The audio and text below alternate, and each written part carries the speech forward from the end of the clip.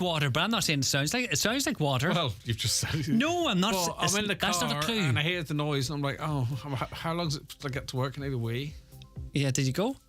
In the car? No. No. You need to wash your hands. About 3 years away from that. Come here, how was the weekend for you? Quiet. Good. Refreshing. Yeah. Nah. I remember Sick toddlers coughing all weekend, keeping you up all night. You know Wee Hudson? Yeah. Yeah. He's grand though. Is he getting anything for it? Taking anything? Usual stuff. It's just a cough. Right, okay. I remember this day last year, funny, because you said to me, did you not play Blue Monday by, because today's Blue Monday? Thank you very much. But I didn't bother because why dwell on it? Oh, is it actual? Yeah. This and that's all. That's all it's a day, isn't it? Talk about credit cards and stuff. It's just nonsense. Yeah. Yeah, so, you're right. So I didn't bother. Keep it happy. Keep happy and focus on the future, man. God, you will. Coffee slurping away and everything. You're very relaxed today. Take care of yourself. God bless you. You'll have a little dusting probably coming into work tomorrow, so be careful. All right. So we're going to have Alan O'Reilly up on late to talk about the weather. We're going to get the worst of it this week. Yeah. Out of all the country, I think it is the northwest, yeah, isn't the northwest. But tomorrow could be a bit of snow on the ground, so you be careful, sunshine. Yeah, okay. All right, then. Thanks, Dad. Cheers, boy. Okay, it is 9:01. I'll tell you what else is coming up on the show after we get the news now, and it's over to Donna Marie Doherty. Thanks, Greg. Good morning. Counties along the west coast, including Donegal, are hosting a higher number of Ukrainian refugees than other areas. The Department of Integration says over 58,500 were being provided with short-term state accommodation as of last week. Sheila Naughton reports. Kerry is currently hosting the highest number of Ukrainians in this state accommodation nationwide at over 7,000. That is 12.4% of the total number accommodated across all counties. This is more than Dublin, which is sitting at just under the 7,000 mark. Figures also show Cork, Galway, Clare, Mayo and Donegal have a higher percentage portion of the overall number compared to the rest of the country. That's according to the Irish Independent. The majority of Ukrainian refugees being housed in this short-term accommodation are under the age of 18 at over 42,000. Meanwhile, despite the ongoing conscription in Ukraine, 19,712 men aged between 19 and 55 have received PPS numbers from the Irish state. Talks at Hillsborough Castle today could be the last chance to put a stop to an upcoming strike action in Northern Ireland. There's a warning that the North will come to a standstill on Thursday as tens of thousands of public sector workers walk out to demand better pay. The British government is withholding money to help resolve the dispute until the DUP ends its Stormont boycott and power sharing returns. Alan Perry is senior organiser with the GMB, one of the 15 unions involved in the walkout. I think it's like anything, we remain hopeful. I mean, ultimately that's going to be a political decision whether the parties can get an agreement, but certainly we would be asking that we get back to normality as soon as possible. But ultimately, if it doesn't, there is the potential for further action down the line. If a sheep is on its back, it is stuck and will die without intervention. That's the warning being issued by Geriatric of Glenties Municipal District. Councillor Michael McClafferty is asking those who come across a cast sheep to act fast. He says they can become victim to birds in this condition and do not have a great deal of time before it becomes fatal. It is a particular concern at this time of year as many sheep will be ready to lamb. Councillor McClafferty says it comes at a great cost to farmers. The farming life is no different to any other form of business. Everything is so expensive. People, farmers cannot afford to lose any livestock. So that's just what I put in the bill out this morning, and it's just to make people aware. If they do happen to see a sheep when they're out walking, or indeed either stuck either in a fence, either as hard people around here can be a time stuck in fence as well, but they're heading through the fence. It's just to let somebody know. Looking to weather, frost and ice this morning is slow to clear and lingering in some sheltered areas throughout the day. Otherwise, there will be spells of winter sunshine along with well scattered showers of rain, sleet and snow. Highest temperatures of 2 to 4 degrees. That's all for now. Back again at 10 o'clock. Until then, good morning.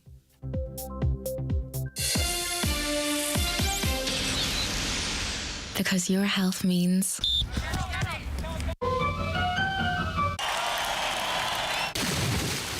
BHI are here for the whole you, with the whole of us. Our own doctors, our own health centres, and a wide range of our own specialists. From dermatologists and paediatricians to women's health experts. BHI, because your health means everything. VHI Insurance DAC trading as VHI Insurance is regulated by the Central Bank of Ireland. The county's #1 talk show, The 9 till Noon Show on Highland Radio. And now, it's time for the talk of the Northwest, The 9 till Noon Show with Greg Hughes on Highland Radio. Hello, good morning to you. It's the start of another week here on the 9 till Noon Show. It's Monday the 15th of January 2024, and I do hope you're very well indeed. How are you all keeping? How was your weekend? Let us know if there's anything you want us to talk about. We can add it to the running order, so to speak. You can get in contact with us right now. The lines are open for you. 086 60 25,000.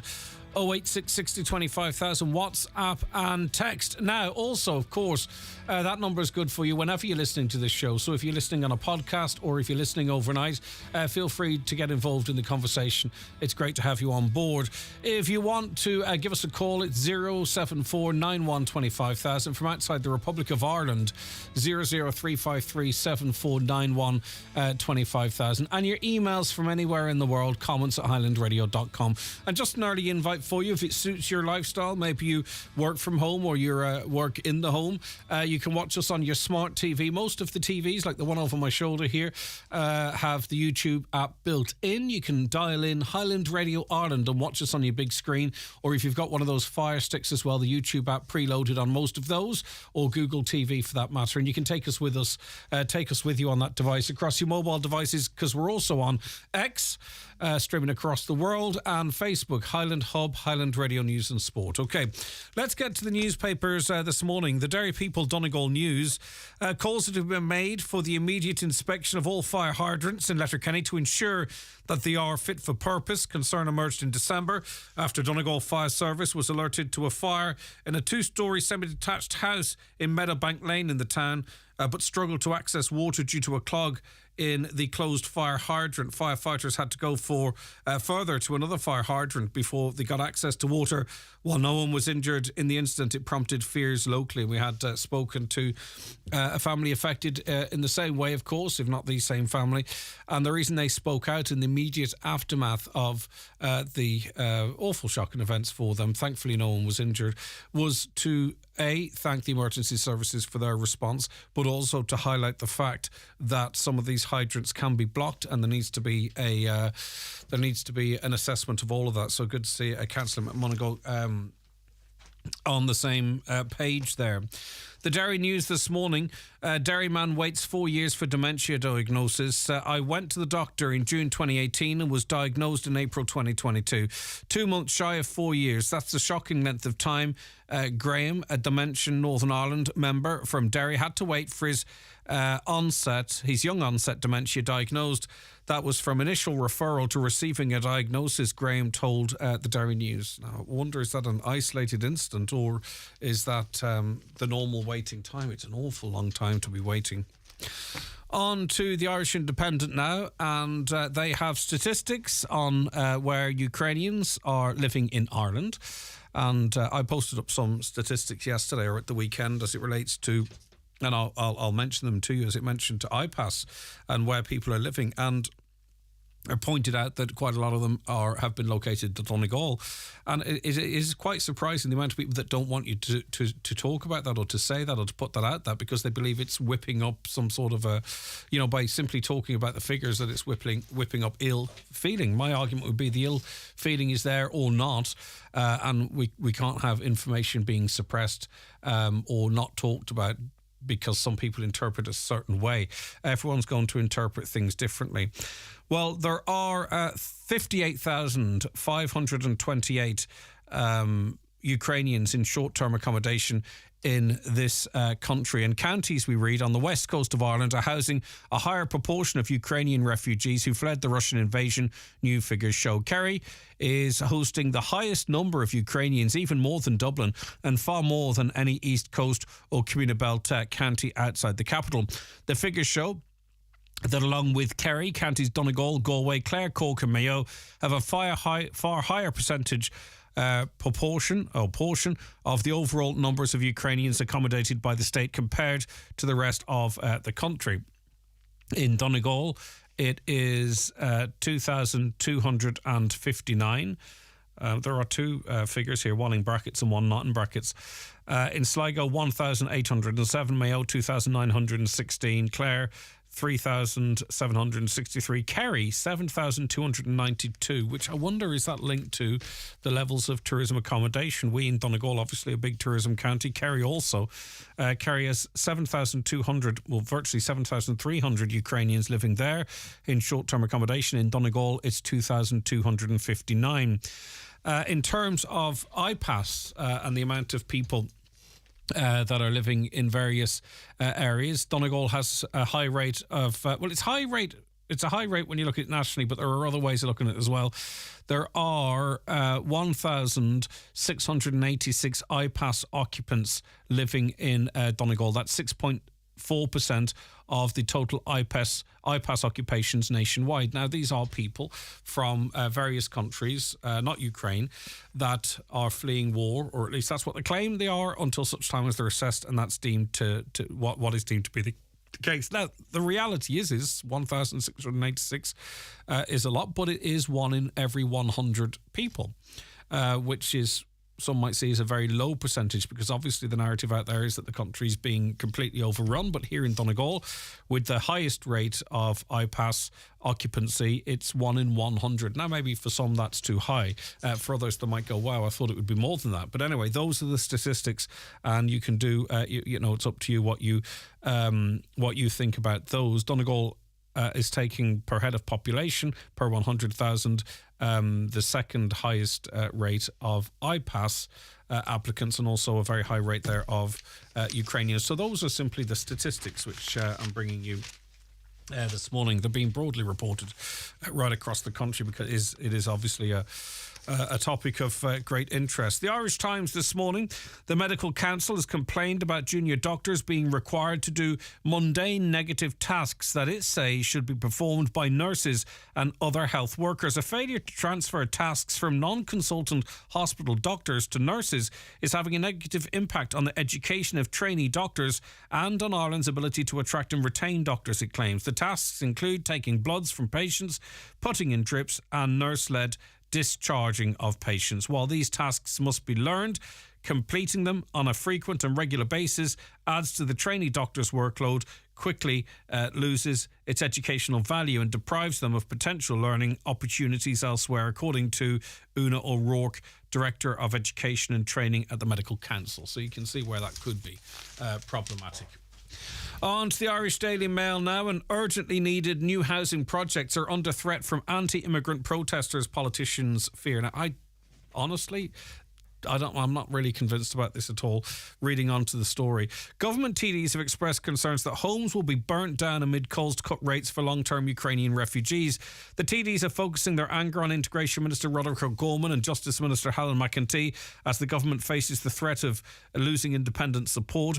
One of Fine Gael's former frontmen, Ivan Yates, warns immigration is becoming the zeitgeist issue in Ireland. Fears are escalating across rural Ireland as the government is struggling to hold the centre political ground, despite pledges on providing continual information and a plan to deal with the number of international protection applicants entering the country. A Fianna Fáil TD says rural Ireland is in uproar. It is though they are closing down rural Ireland. Housing, nursing homes are all being taken over. We appear to have no vision for rural Ireland beyond it being a holding pen for refugees. But I mean, the widespread arson of is there a widespread fear of arson attacks? Maybe there is. I don't know. On to the Irish Daily Star. You're nearly 50, just turning 50. Fancy you go in the Guards? It can be really quite attractive. The starting salary is around about €35,000. But that can be boosted with, if you're on duty at certain times and what have you, you get a lift from that. There's lots of overtime available apparently, and you can get up to 55 grand in 8 years. So by the time you're 58, you could be on 55 grand. That's if you're 50 going into the Guards. Garda Commissioner Drew Harris has called for people from all backgrounds to join the force. On the day the age limit for applications is raised to 50. A new €400,000 recruitment campaign launches this morning, and Mr. Harris insists being a Garda is a job worth doing. He said, "We want and need people from all backgrounds and communities to be Gardaí. Already we have one of the highest proportion rates of female officers in Europe, but we know there is more to do to meet our aim of being fully representative of the people we serve." Are you thinking about going for the Guards? Let us know. 086 60 25,000. Is it something that seems attractive to you, in that age group 35 to 50? It's a little easier to do the exercising stuff. They have it's graded for age and gender, so you don't have to do necessarily the same physical exertion that a 23-year-old recruit might have to.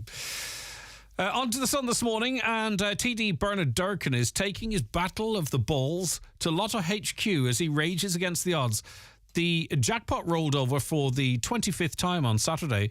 I don't do the lotto, so it doesn't bother me, but for some people it might bother them, so that's why I'm reading it. The prize for the lotto has now climbed to more than €13 million. It has not been won since October 11th last year, almost 100 days ago. Fine Gael rep Durkin railed against the rollovers and will now pay a visit to Lotto HQ on Saturday to act as an independent witness to a live draw as part of his campaign. Last week, the paper revealed how the veteran TD is planning to raise the Lotto's unwinning streak with Public Expenditure Minister Pascal Donoghue in the Dáil this week when politicians return to Leinster House. But it's not owned by the state anymore. I mean, does it have to be fair? You buy your tickets, you know the odds. It is a bit of... I always seen it really as a poor man's tax or a poor person's tax, in that when you see yourself as having no real option of acquiring masses of wealth, what do? You spend probably money that you don't have to try and become that person. It's crazy, and the wealth split in this country is unbelievable. Hopefully going to bring you some details a little later on of the way the wealth is spread in this country. It's absolutely shocking. The top 2 billionaires, and I'm doing this off the top of my head, the top 2 billionaires in this country have more than, I think it's the bottom, I don't want to read the wrong stats anyway, but it's 35-50% of the rest of the population. It's absolutely crazy. And we have a group of billionaires, 4 or 5 billionaires in the world, right, who have accumulated so much wealth. One of them is going to become a trillionaire, at least one of them in the next while. Whilst the world has gone to pot over the last 5 years, their wealth has grown absolutely massively. And whilst they're getting richer, more and more people right across the world, and I think we're stopping to think globally more than we ever did, but are unable to feed themselves. These are children. Like, you have someone like Elon Musk, who is, by certain people, is seen as this champion, this person to look up for, this amazing human being. And maybe he is, because he allows you to say certain things on Twitter, if that's what it's all about. But he's one of the group of 5 people that could eliminate the problems of the world if they wanted to, but instead they continued to acquire their wealth. I don't know what the solution is. I don't know what politically spreading that wealth around a little bit would achieve, or what you'd be labelled as social. I don't have a clue what it is. But anyway, it just is horrendous. Speaking of money, though, and things are going to get a little bit tetchy in the north, because there are strikes upcoming, and there's accusations that money that could stop these strikes is being used to put pressure on the DUP. DUP leader Gavin Robinson said it would be blackmail for the UK to leverage funding for the north against the demand of the party on post-Brexit trading arrangements. I'm not sure, other than DUP, if anyone's interested in that now. It seems such a long time ago. But it comes amid a Sinn Féin bid to recall Stormont on Wednesday, the day before the largest public sector strikes in decades. I think there's never been a coordinated strike like this in the north. Thursday is also the deadline for Secretary of State Chris Heaton-Harris to call an Assembly election if Stormont has not been restored.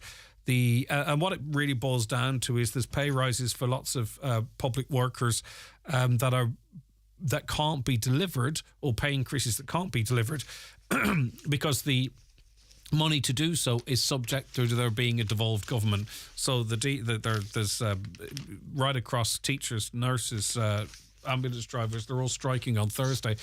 And really it's putting pressure on the DUP to go back into government, because if they do, then this 700 or 800 million pounds is released, and they get their pay rises. So the DUP are claiming, is this blackmail? It feels like blackmail. But they have their red lines. As I say, though, outside of the DUP, I'm not sure how many are interested in those red lines. Okay. Let us take a first break before we're joined by our first guest. The 9 till noon show with Letterkenny Credit Union. Simplify your debts with a debt consolidation loan from Letterkenny Credit Union. Call us on 074 910 2126 or apply online via our app or in office today. Step into style with Green Shoes. Stocking the latest styles from all your favourite brands in footwear. From Doc Martens, New Balance and Echo to Riker, Birkenstock and Bugatti. Shop in store in Green Shoes Market Square, Letterkenny Shopping Centre and Fulcara. Or shop from the comfort of home on greenshoes.com and have the latest styles delivered right to your doorstep. Shop LK and one for all gift cards accepted in store. Green Shoes, perfect fit for every foot. LK Bikes now ready for Bike to Work 2024. Use your bike to work benefits for bikes and safety equipment, including e-bikes up to the value of €1,500. Visit our showroom to explore a comprehensive selection of e-bikes, leisure bikes, road bikes and mountain bikes. Available for you to try out or shop online at lkbikes.com with free nationwide delivery. LK Bikes, Letterkenny.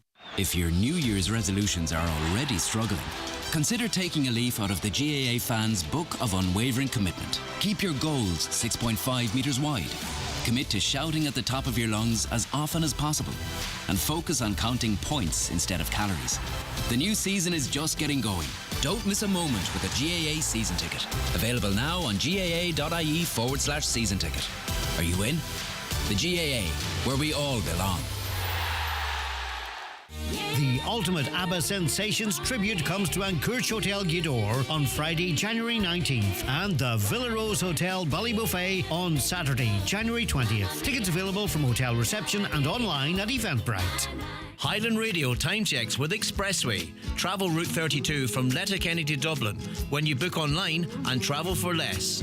Expressway, bringing you the time at... The time's just turned 22 minutes past 9. We say good morning now to Councillor Jerry McMonigal. Good morning, Jerry. Thanks for your time today. Jerry, can you hear me? Okay, he's just joining or whatever. Jerry, when you can hear me, you might just let me know. Just to clarify, by the way, the speed limit on the four lanes coming into or going out of Letterkenny, just to be absolutely clear, we wanted to make sure that we got the official info from the council, and it says significant improvements to the N56 four-lane road were completed late last year. Signage is in place exiting the Polestar roundabout and the Dry Arch roundabouts to inform the posted speed limit of 60 kilometres per hour. Right, let's see. Jerry, can you hear me? Yeah. Okay, lovely stuff. Great to have you on board. Just a quick one, and I don't want to spring this on you. It's just for an initial comment before we talk about what we invited you on to talk about.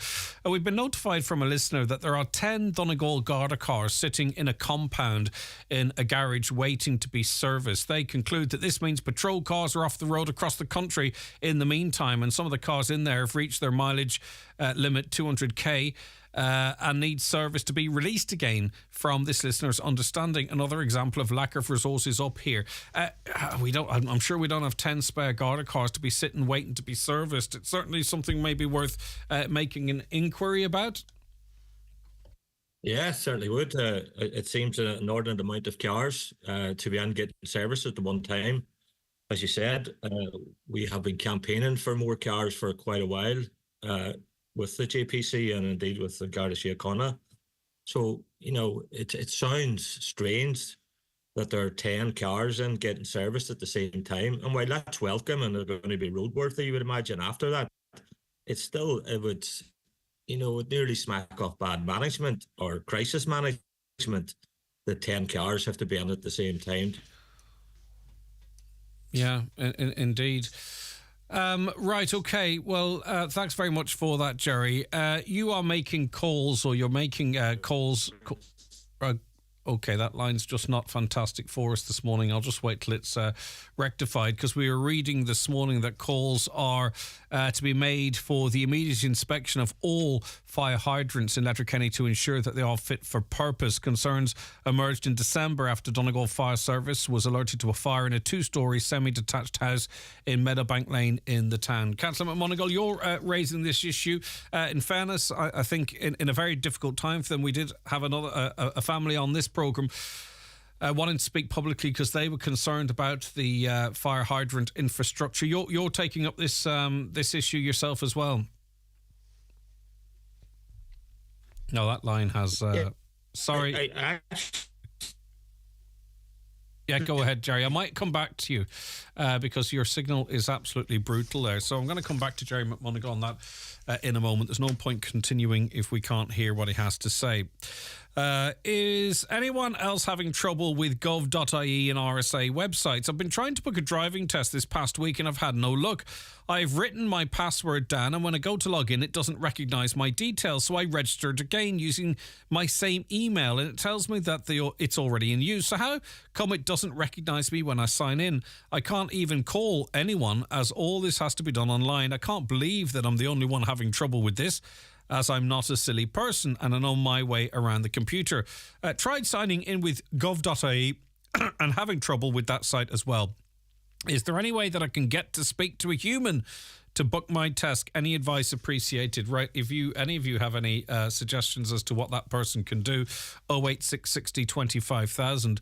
The gov.ie website can be a little bit complicated. There's just no doubt about that in terms of signing in, and sometimes it's connected to a text and what have you. But anyway, I'm sure someone out there will be able to tell us what the situation is. All right, Councillor McMonagle, sorry about that. There's just a slight issue with the internet. Right, so you are calling what, for a county-wide review of our fire hydrants, or what do you think is required? Well, initially, because we're in the Letterkenny MD, I'm calling and asking that we would have an inspection of all fire hydrants in the MD, but I think it needs to go across the county.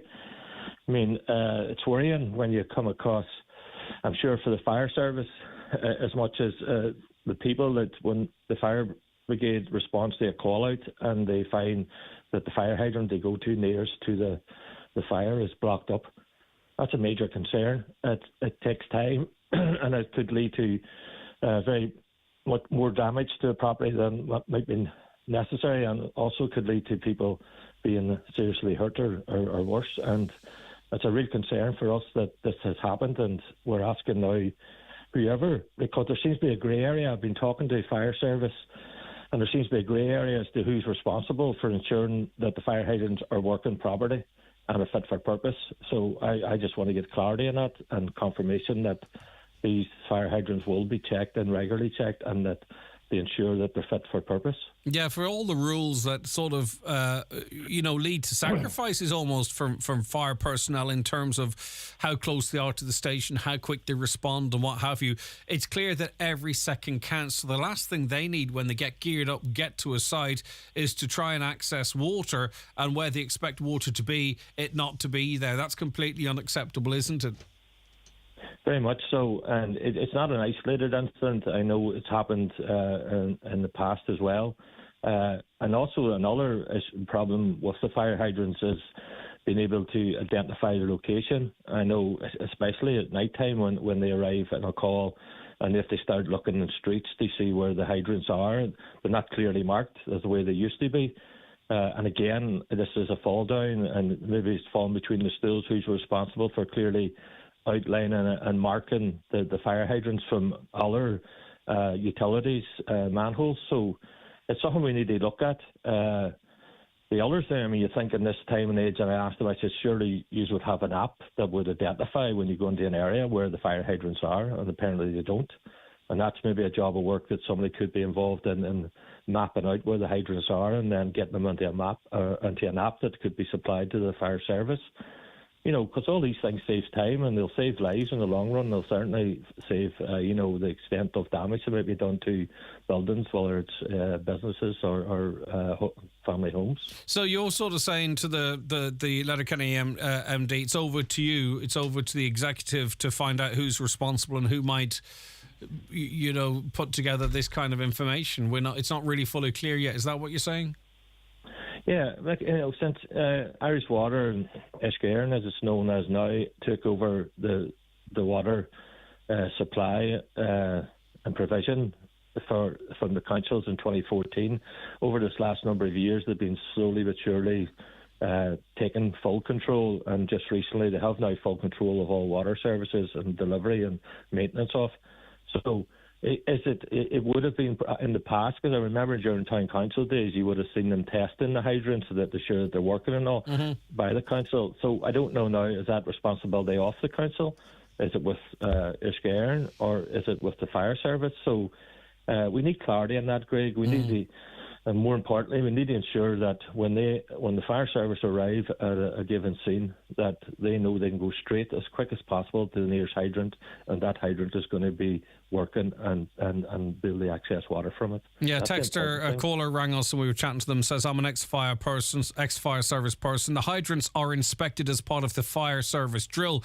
Half of them are not in use when needed, and that's the responsibility of the council, or at least maybe during their time it was the council. I think you're sort of seeking clarity. Is it the council? Is it Irish Water? What is the inspection programme? There's lots of questions there, I think, that should be simple to answer, Councillor, that you'll be seeking some clarity on. Yeah, and look, and there is inspections, that's welcome, but then what happens if they find a defective hydrant? What's the process then? Does it go to the council? You would imagine the council would respond to that there promptly.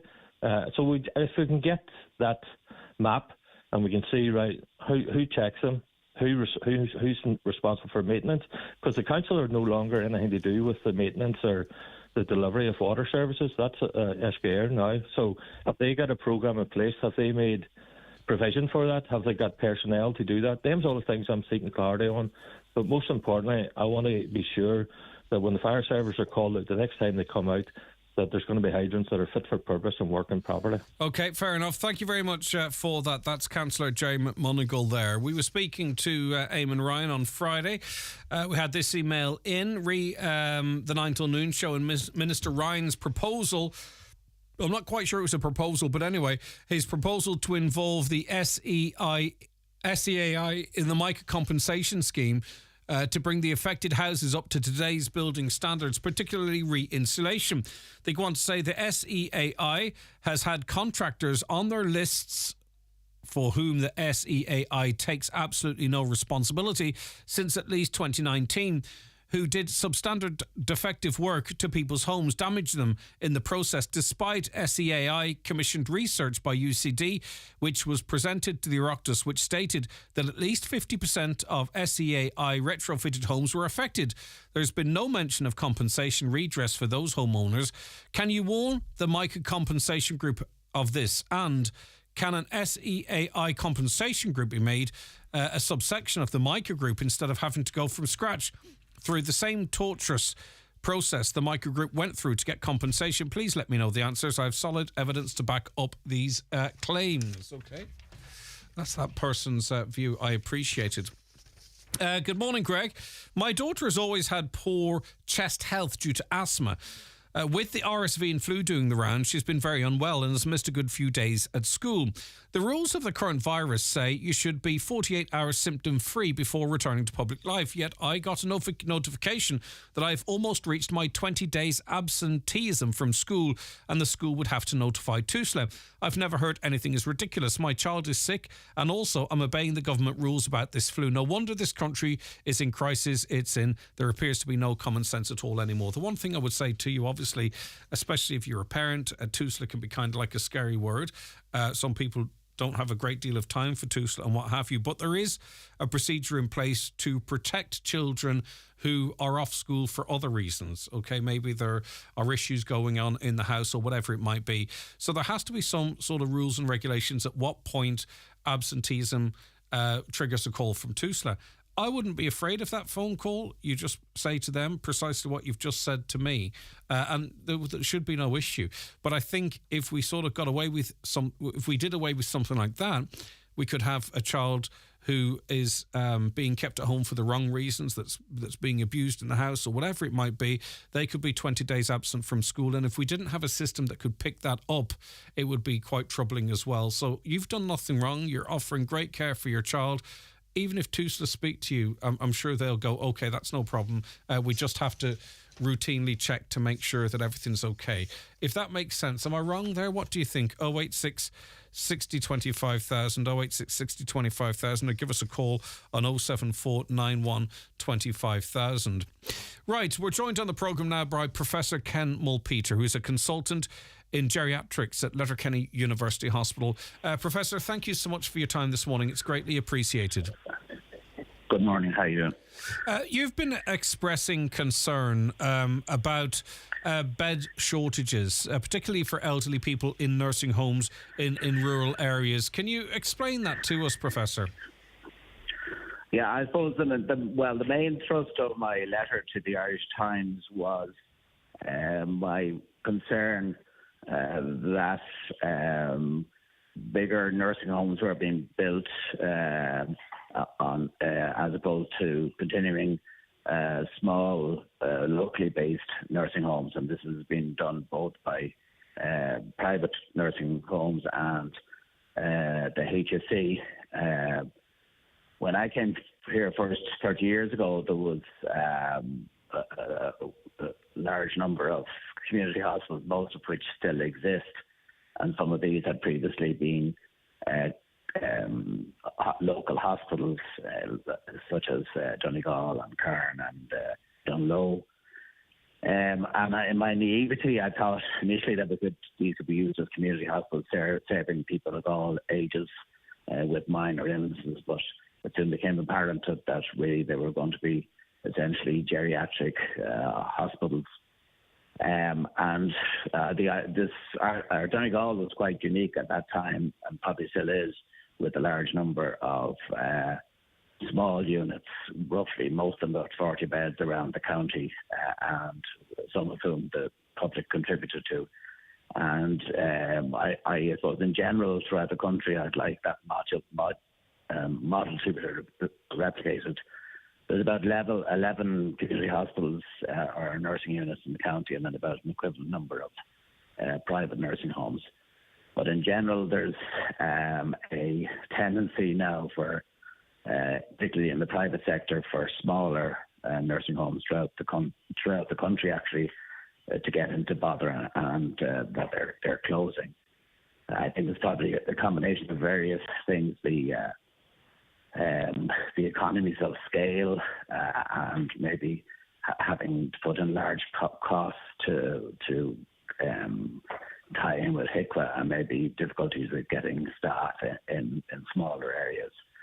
So I think, in general, there seems to be a tendency to have bigger units in bigger urban areas.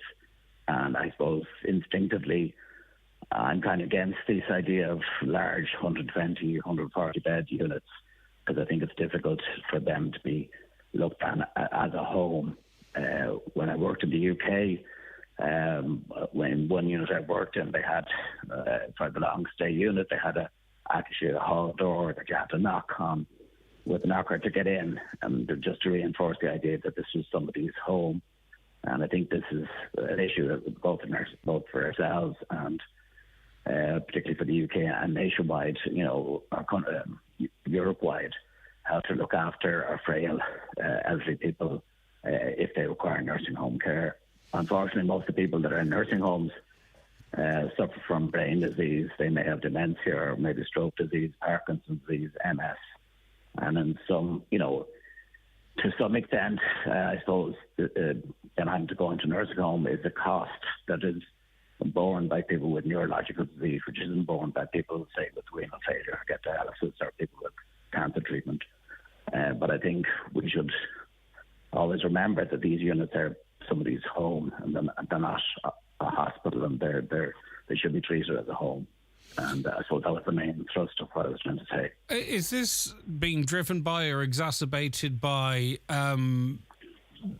seemingly a smaller amount of private operators, that we are seeing more smaller privately owned places being either closed or taken over, and there seems to be fewer but bigger players in this market, in inverted commas, and I hate to put it like that, but they're not investing their money in this area to lose money. It is obviously a business opportunity for them. Is that driving it? Is that the cause of it? I think so. I think that's to some extent. I think the days of the kind of, it's still present in Donegal, but the days of the family operator maybe are closing down. I mean, there's some well-known businessmen in Ireland, who I won't name, who own large numbers of nursing homes in the UK. So, unfortunately, I suppose to some extent, in the private sector, it is a business, and so business models apply from the point of view of how you maximise profits and minimise costs. And one of the ways of doing that is to have larger units. And there's all, to be honest, there's, it's very difficult to have a home environment where there's 120 or 150 patients, with most of the staff not being local, and people, a lot of the patients having dementia. So it's a very Professor, demanding. If we're moving away from nursing homes in all but name, what are we creating, or what is replacing them? Is it obviously people are going to it's going to be more difficult for people to visit if there's more centralisation, more urbanisation, that people aren't going to be able to look out the window to their own community as much as they would have in the past. But what are we creating? What is your concern? Well, we have 120, 140, 160 bedded units. It's not a nursing home, really. Well, I think, well, in the past, as you know, the county home was in Stranraer and St. Joseph's, and everybody went to the county home as was named. And then, with Donald O'Shea in charge of the North Western Health Board at that time, then they converted some of the community hospitals into essentially nursing homes, and then built nursing units such as in Ramelton and in Buncrana and Killybegs. Well, Killybegs came after Donald O'Shea. And I thought that was the right way to go. Unfortunately, there's major problems in supply of carers, both in the community and in community hospitals. And sometimes, for instance, patients can't leave Letterkenny to go to a community hospital because they're understaffed and not all their beds are open. And I suppose looking forward in the days of full employment, there's a big question mark as to who's going to look after elderly people, both at home in the form of home care packages and in nursing homes. And it's a very, it's a job that requires a degree of skill, both in the home and in the nursing homes, and the staff should be trained and should be rewarded for their work. I have personal experience of the home care packages, looking after my mother when she stayed with me, and they were excellent. And I think we should continue to support that. Unfortunately, in the hospital at the moment, we have about 20 patients at any one time, who are either waiting home care packages, which appears to be problematic in some specific areas within the county, or for a nursing home bed. And as I'm pushing on myself, I just maybe thinking more about where I'm going to end up. So do you think, though, maybe I just, in a way, I think the HSE might be quite unapologetic in saying, we want these facilities closer to the hospital. We've seen a system introduced recently whereby, rather than someone being discharged maybe to a local area, that St. Joseph's was used as step down or for non-acute care. There was a bit of a upset publicly about that, but it was just, look, that's the way it has to be. And you could argue, I'm sure, that with proper planning, we wouldn't be in this situation. And that ill planning is being used to accelerate this system that we're seeing right now. I mean, there's no reversing this, is there? I mean, because as I say, I don't think the HSE would apologise for what they're doing. They see this as the way forward. Yeah, well, without being nasty, I suppose, there's a sense that we're kind of warehousing elderly patients throughout, and we're not the worst by a long shot around the country, because. And I wonder, I'm wondering years to come, 20 years or 30 years down the road, we will be having inquiries as to how we allow this to happen. I mean, a lot of the patients that end up in these nursing homes have dementia, or maybe with other diseases, and they don't really have a say in where they're going to go. I mean, their families will do their best for them, but sometimes the only option may be a good spin away from where they're originally from.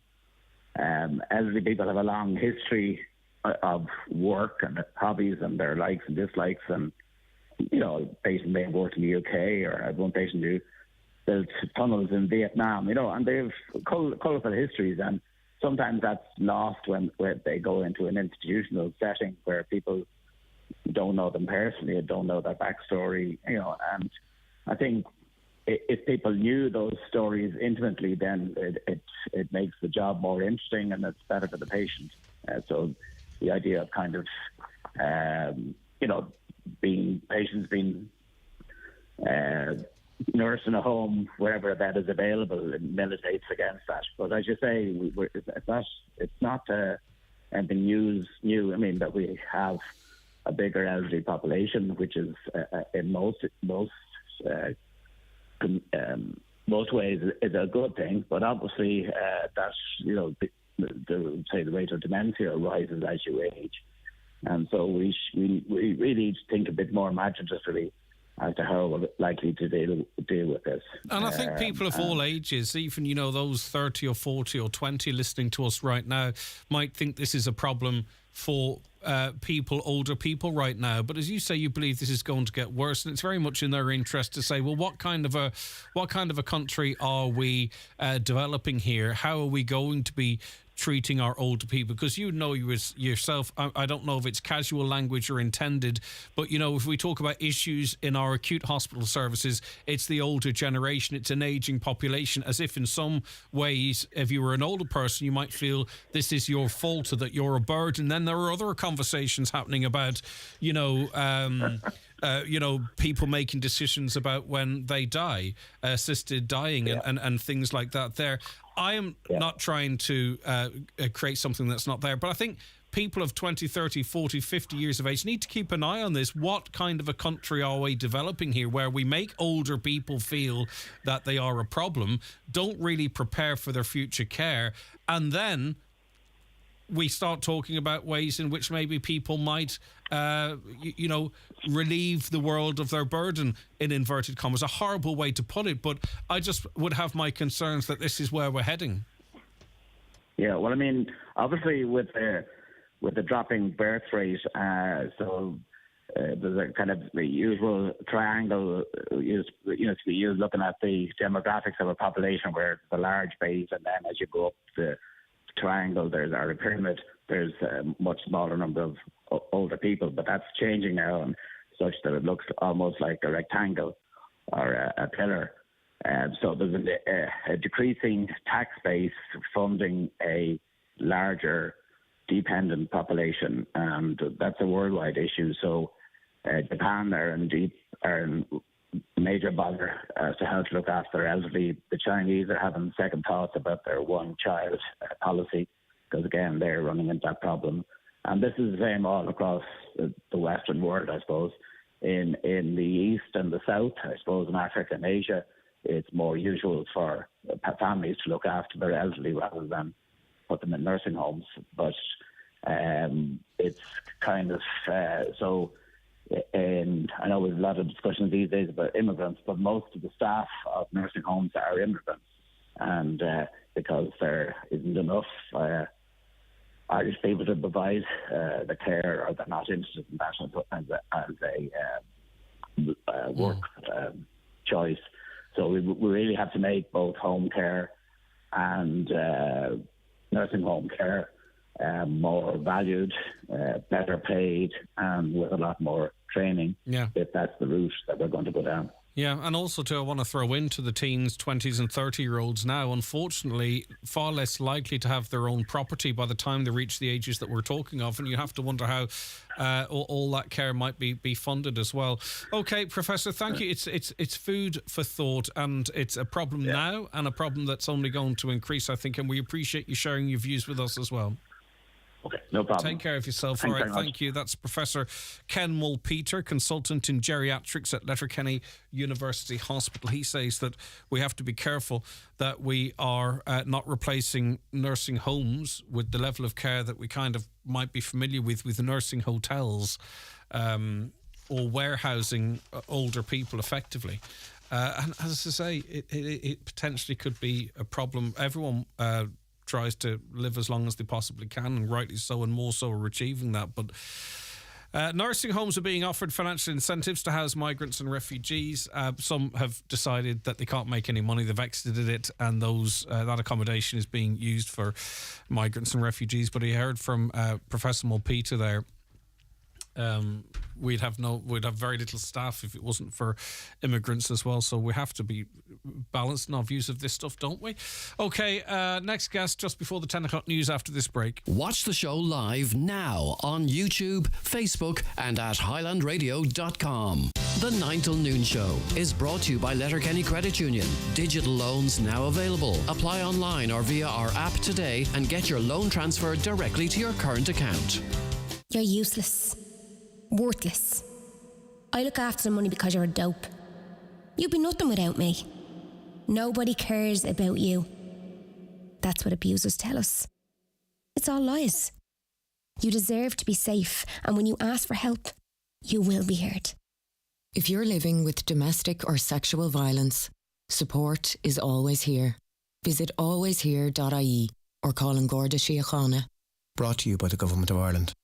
The big shop just got bigger with the Lidl XXL range. Get 25% extra free with Board B approved XXL skinny beef burgers, $3.79. Pick XXL Irish carrots with 33% extra free, $1.15. And 33% extra free with XXL frozen fruits, $2.99. Go on, shop without compromise. Go full Lidl today. Is the appearance of your staff important to your business? It's the first point of contact for customers when entering your premises. At C&M Embroidery in Letterkenny, they have a huge range of clothing covering all areas of the workplace. It's widely known that customers warm to and trust employees that present themselves well. Have your company name embroidered or printed on all your work uniforms. Contact C&M Embroidery on 07491 28097 and get your staff looking their best. Keep out the cold, cold, cold and ring Fleming for their full range of garage doors, agri doors, insulated doors, milking parlour doors. Fleming, 91 48 234. Backstage Bar and Grill is open for breakfast, lunch and dinner 7 days a week. If you're looking for healthy options this January, we have a great selection of delicious salads, sandwiches and more. Call Century Complex on 074 91 21976 to book your table. Donegal County Council is inviting the public to get involved in developing the future plans for the old courthouse in Letterkenny as an exciting tourist attraction. Find out more and get involved by coming along to a drop-in event in the old courthouse building on Justice Walsh Road on Wednesday 17th of January, anytime between 2 p.m. and 8 p.m. Okay, we got this note in from a listener. I go for a walk in Letterkenny Town Park every day. There are 2 public toilets there. Are in an absolute disgrace. A man went in to clean them yesterday and he had to use a power hose. Today they've toilet paper lying everywhere again and people have been urinating all over the seat. I don't know how many times I've rang the council about them and they've never done anything about it. I was wondering if you could highlight this issue. They clean them once a week. They used to have a toilet with a door that opened with a button. That toilet hasn't been in operation for over a year. They now have 2 portable toilets that are not fit for purpose. A woman is just after opening the toilet door and she closed it again. She couldn't use it. the town park is a busy place, and what are families with young children supposed to do if their child needs the toilets? But also, too, there's an awful lot of adults who need to have access to a toilet, as well as children as well. Kiva is familiar with these toilets. Hi, Kiva. Thanks for taking the call. Are you there? No, I've lost Kiva, so I'll go through the comments. We can go back to that after 10. So we posted this on our Facebook page too, to get a sense of what you're saying out there. Bridging says, I go to the town park regular. The toilets haven't been in use for a long time. There's a stupid portaloo sitting there, which I wouldn't use. It's minging. Plus, there's no lock on the door, which is a concern. Karen, charged to use them, and then they're locked, and only if you use it, you pay to use them. What do you think about that? Would you mind spending a penny to spend a penny if it meant that you had clean toilets?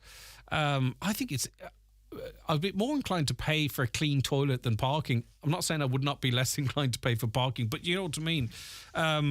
Would you be in favour of paying 50 cents or something, but knowing that the toilets are clean and there's toilet paper and what have you?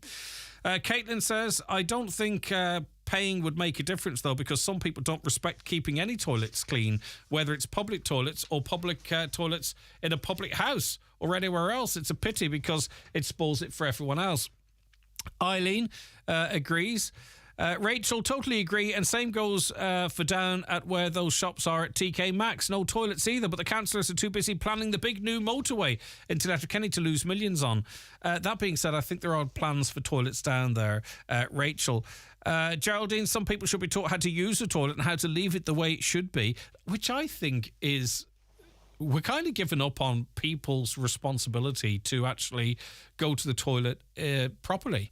Isn't that the case? Because if we're talking about going into clean toilets, it's because people are piddling everywhere, pooing everywhere and making an absolute mess. Neve says, they are a disgrace. I had my wee boy at the park and he needed the toilet. I took him over, opened the door and closed it again. I took him somewhere else to go to the toilet. It would have been dangerous to bring a small child in there. It was covered in other people's excrement.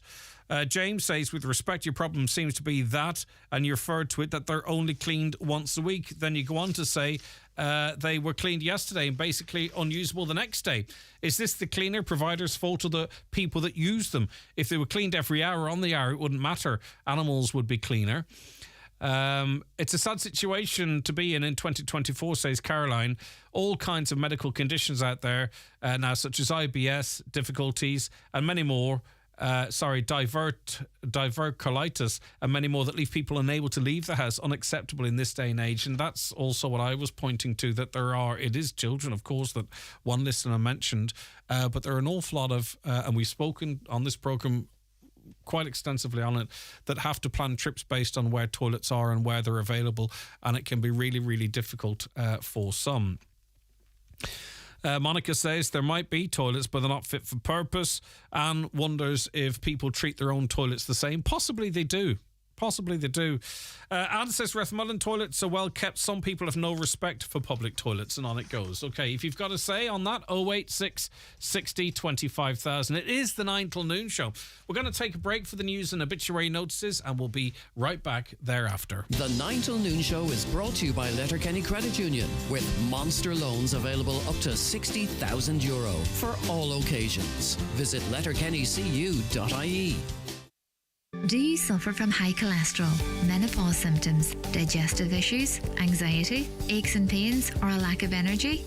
The highly trained team at The Natural Way Letterkenny can provide advice on natural remedies for a number of individual health issues. The Natural Way also has its own brand of herbal treatments to help fight fatigue, relieve digestive discomfort, maintain a healthy immune system, and alleviate common menopause symptoms. The Natural Way at Letterkenny Shopping Centre, your one-stop health shop. Archives? Historic buildings? Museum-grade cases? It pays to be historic. If your organisation can contribute to Ireland's heritage, you may be eligible for a Heritage Stewardship Fund grant. Applications now open at heritagecouncil.ie/funding. Supported by the Department of Housing, Local Government and Heritage. Every year in the GAA, something unique happens. First-class rivals suddenly become first-class teammates. Fierce inter-county foes turn into friends, and yesterday's opponents now have each other's backs. Grudges set aside, all of the best club and county players from every corner of this country line out in their college or university jerseys to play together, challenge together and win together. It can only be the Electric Ireland, Sigerson, Fitzgibbon and Higher Education Championships. Discover comfort with iHeating and Cooling, your trusted heat pump engineers and Mitsubishi approved service providers in Donegal. We design, install and maintain cutting edge heating systems. Build a lasting relationship with us through annual service and comprehensive after sales support. Contact us for a free consultation on low cost, low carbon heating solutions. Visit iheatingandcooling.ie today. Hamilton is coming to the Bord Gáis Energy Theatre on Monday 21st of October 2024. This hugely popular musical is almost sold out, but here at Highland Radio we've got you covered. We include luxury transfers, overnight stay at the 4-star City North Hotel Dublin, your ticket to the show and a shopping trip to Dublin the next day. To book, simply call us on 074 91 25000 or visit the outlet at highlandradio.com. Highland Radio weather updates brought to you by Grant. Building a new home? Choose Grant's A++ rated Airona air-to-water heat pump and Uflex underfloor heating. Visit grant.ie. The 9 till noon show is brought to you by Letterkenny Credit Union, with monster loans available up to €60,000 for all occasions. Visit letterkennycu.ie. Hi, Mark here from Highland Motors at the Mountaintop in Letterkenny. What would you look for in a new car? Maybe a reversing camera with reversing sensors, bright LED headlights, or maybe you're into your tech, like Android Auto or Apple CarPlay. Wireless, of course. If you also like great comfort and want all of this at a really good price, the new Citroen C4X U Edition is the car for you. Call in to me at Highland Motors at the Mountaintop in Letterkenny. Oh, and that really good price? 29.9 on the road. When it comes to electrical waste recycling, we're pretty good with the big items, like tumble dryers, fridge freezers and cookers. But what about your old broken power tools and gardening equipment? Those drills and electric lawnmowers end up in the shed, beside that damaged solar-powered garden gnome. The good news, you can recycle anything with a plug, battery or cable for free. And it couldn't be easier. For a list of drop-off points and participating retailers, just go to mywaste.ie. Brought to you by the Government of Ireland. If you're having trouble with online banking or checking emails and just don't feel confident doing things online, you're not alone. Sign up for a digital skills course at your local education and training board. You'll find the support and skills you need to become more independent online. Free text LEARN to 550 or visit adultliteracyforlife.ie to find a free course near you. Supported by the Government of Ireland, Solace and the European Union. New this week in Home Store and More. All artificial plants are all half price. That's right, all half price. But better hurry, because when all the half price artificial plants are gone, they're gone. Also, all car accessories and all home gym equipment are still all half price. But when all the half price car accessories and all the half price home gym equipment are gone, they're definitely gone. Drop by your local Home Store and More. Visit us online at homestoreandmore.ie. New store now open in Frascati Centre, Blackrock, Dublin. Home Store and More. A happy home. If you have a job to do over the weekend, Watson Hire have a brilliant weekend hire deal available. Get any item on Friday, keep it until Monday, and only pay for 1 day's hire. That's 3 days hire on any equipment or machinery for the price of one. So there's no excuse to get the job sorted. To book, call Watson Hire in Letterkenny on 9167777. Live, on air, online and on the Highland Radio app. This is Highland Radio News. Good morning, it's Donna Marie Doherty with the news slightly after 10 o'clock. A Letterkenny councillor is calling for the inspection of fire hydrants in Letterkenny to see that they're in working order. Last month, while responding to a house fire, the Donegal Fire Service had to locate a second hydrant after the nearest one was unusable because it was clogged. Councillor Jerry McMonigal says that concerns are growing as they should be. It could be a matter of life and death, or serious injury to people, or even saving a property from extensive damage, as what happened in this occasion, where the house has been severely damaged. Thankfully, everybody was out and no one was injured. But you would expect that, and you would expect that whoever's responsible now, whether it's SKR, since they took over the water services in 2014, or indeed if it's our own fire service, that there does be a regular maintenance check and ensure that all fire hydrants are working as well as they can be, and if not, that they are fixed to a high standard. Counties along the west coast, including Donegal, are hosting a higher number of Ukrainian refugees than other areas. The Department of Integration says over 58,500 were being provided with short-term state accommodation as of last week. Sheila Naughton reports. Kerry is currently hosting the highest number of Ukrainians in this state accommodation nationwide at over 7,000. That is 12.4% of the total number accommodated across all counties. This is more than Dublin, which is sitting at just under the 7,000 mark. Figures also show Cork, Galway, Clare, Mayo and Donegal have a higher percentage portion of the overall number compared to the rest of the country. That's according to the Irish Independent. The majority of Ukrainian refugees being housed in this short-term accommodation are under the age of 18 at over 42,000. Meanwhile, despite the ongoing conscription in Ukraine, 19,712 men aged between 19 and 55 have received PPS numbers from the Irish state. Talks at Hillsborough Castle today could be the last chance to put a stop to upcoming strike action in Northern Ireland. There's a warning that the North will come to a standstill on Thursday as tens of thousands of public sector workers walk out to demand better pay. The British government is withholding money to help resolve the dispute until the DUP ends its storm and boycott and power sharing returns. Alan Perry is the senior organiser for the GMB, one of the 15 unions involved in the walkout. I think it's like anything, we remain hopeful. I mean, ultimately that's going to be a political decision whether the parties can get an agreement, but certainly we would be asking that we get back to normality as soon as possible. But ultimately, if it doesn't, there is the potential for further action down the line. If a sheep is on its back, it is stuck and will die without intervention. That's the warning being issued by the Cathaoirleach of Glenties Municipal District. Councillor Michael McClafferty is asking those who come across a cast sheep to act fast. He says they can become victim to birds in this condition and do not have a great deal of time before it becomes fatal. It is of particular concern at this time of year as many sheep will be ready to lamb. Councillor McClafferty says it comes at a cost to farmers. The farming life is no different to any other form of business. Everything is so expensive. Farmers cannot afford to lose any livestock. So that's just what I put in the bill out this morning, and it's just to make people aware. If they do happen to see a sheep when they're out walking, or indeed stuck in a fence, there's horses around here, can be a time stuck in fence as well, but their heads through the fence. It's just to let somebody know. A Donegal project has been highlighted in a special Heritage Council publication to mark 25 years since the Heritage Officer Network was founded.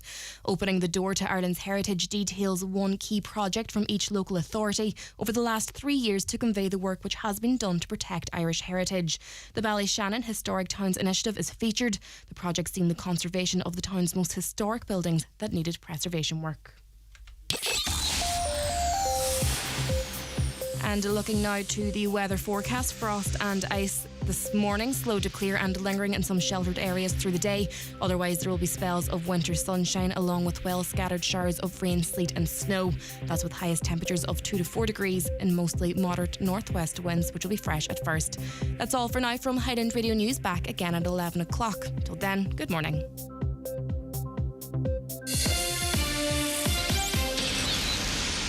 The Obituary notices this Monday morning, January 15th. The death has taken place of Margaret Doherty, Paddymore, Middletown, Malin Head. Removal from Kelly's funeral premises today at 2 o'clock, going to her late residence. Funeral leaving there on Wednesday at 10:30, going to the Star of the Sea Church, Malin Head, for Requiem Mass at 11 a.m. Interment afterwards in Lag Cemetery, Malin. Family time please from 10 p.m. to 11 a.m. and family flowers only. The death has occurred of John Quinn, Conlon Road, Killybegs, reposing at his late residence today from 11 a.m. to 9 p.m. Removal tomorrow morning at 10:30 to St Mary of the Visitation Church, Killybegs, for 11 a.m. funeral mass. Burial afterwards in the local cemetery. Mass will be streamed on MCN Media.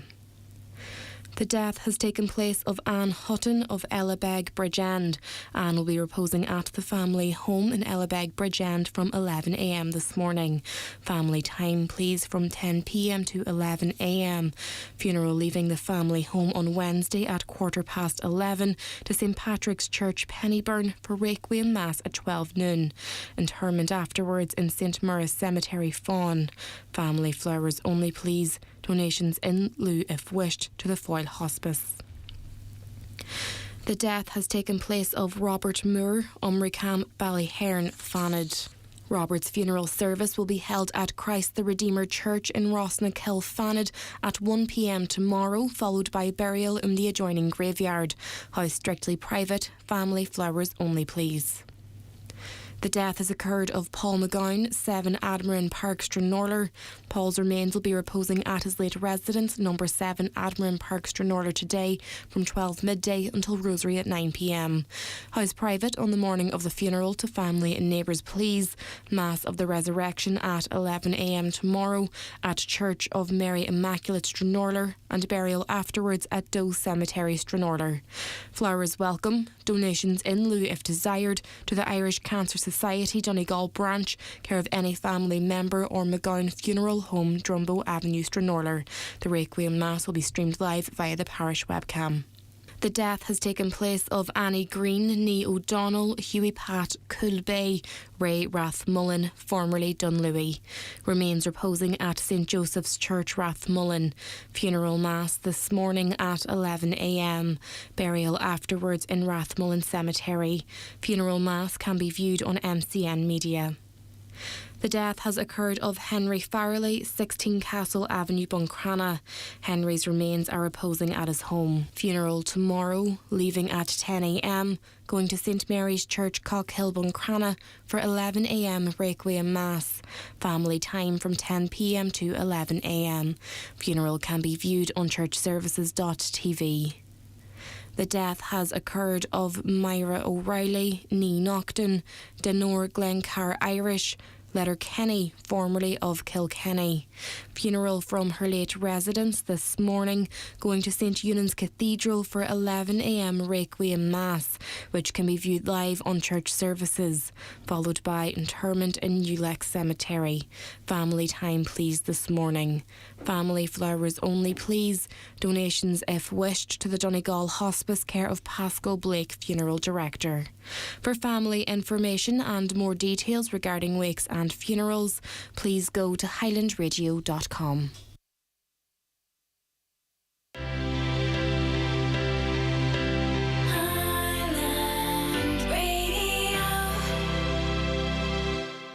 Okay, take the next right. Sure. Not this right, the next right. This is the next right. Watch out! I meant the next right after this right. What? For when a right turn becomes a wrong turn. Get car insurance you can be confident in with An Post Insurance. Go to onpostinsurance.ie or call us today.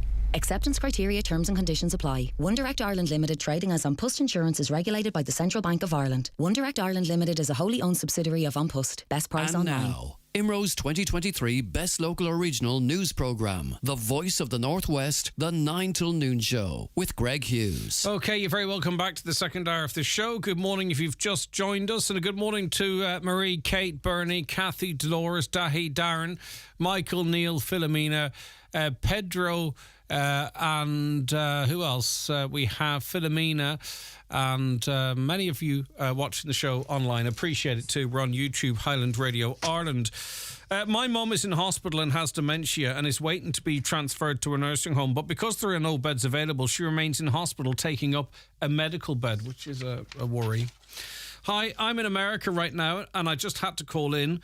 They do the same as the USA. Keep the elderly in the elderly person's home as long as possible. The immigrants coming in should come and care for the elderly as they do in America. Ireland is giving the immigrants a lot of benefits without working for it. It's a win-win with the system in America.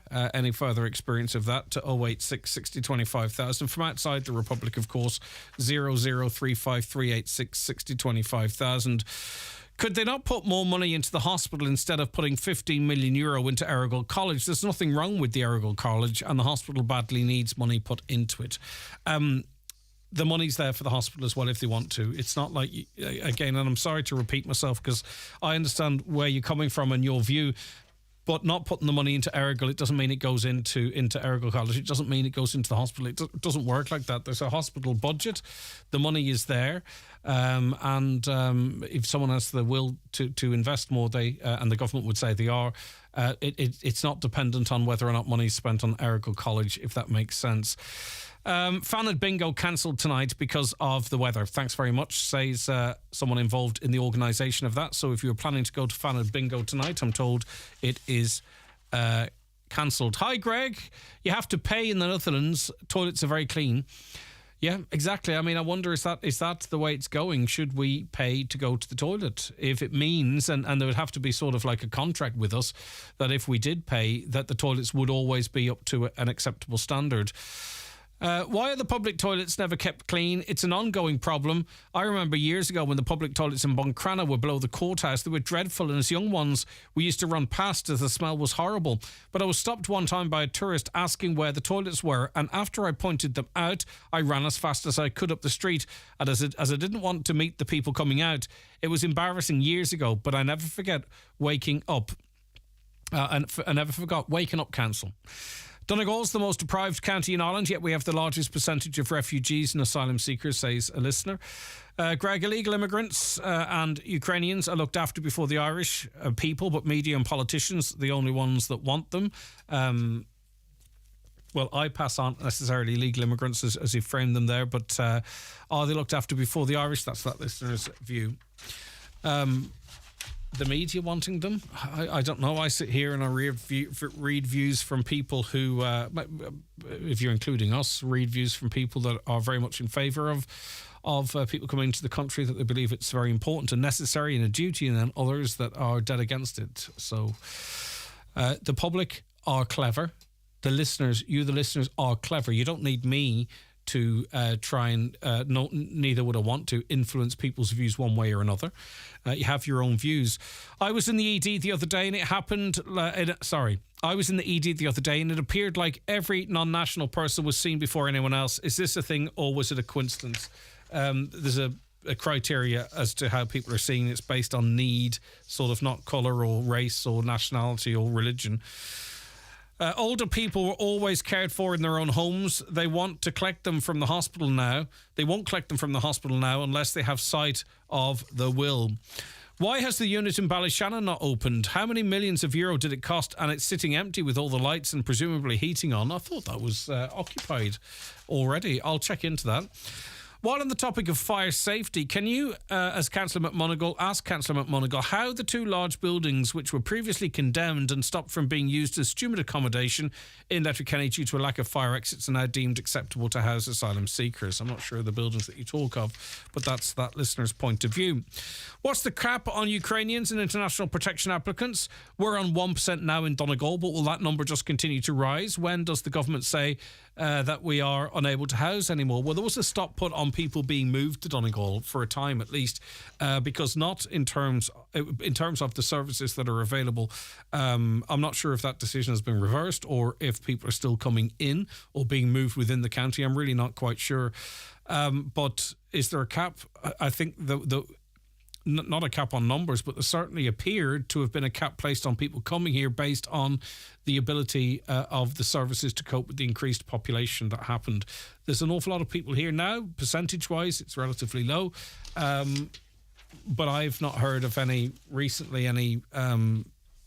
moves to move people here. But as I say, I'm open to correction.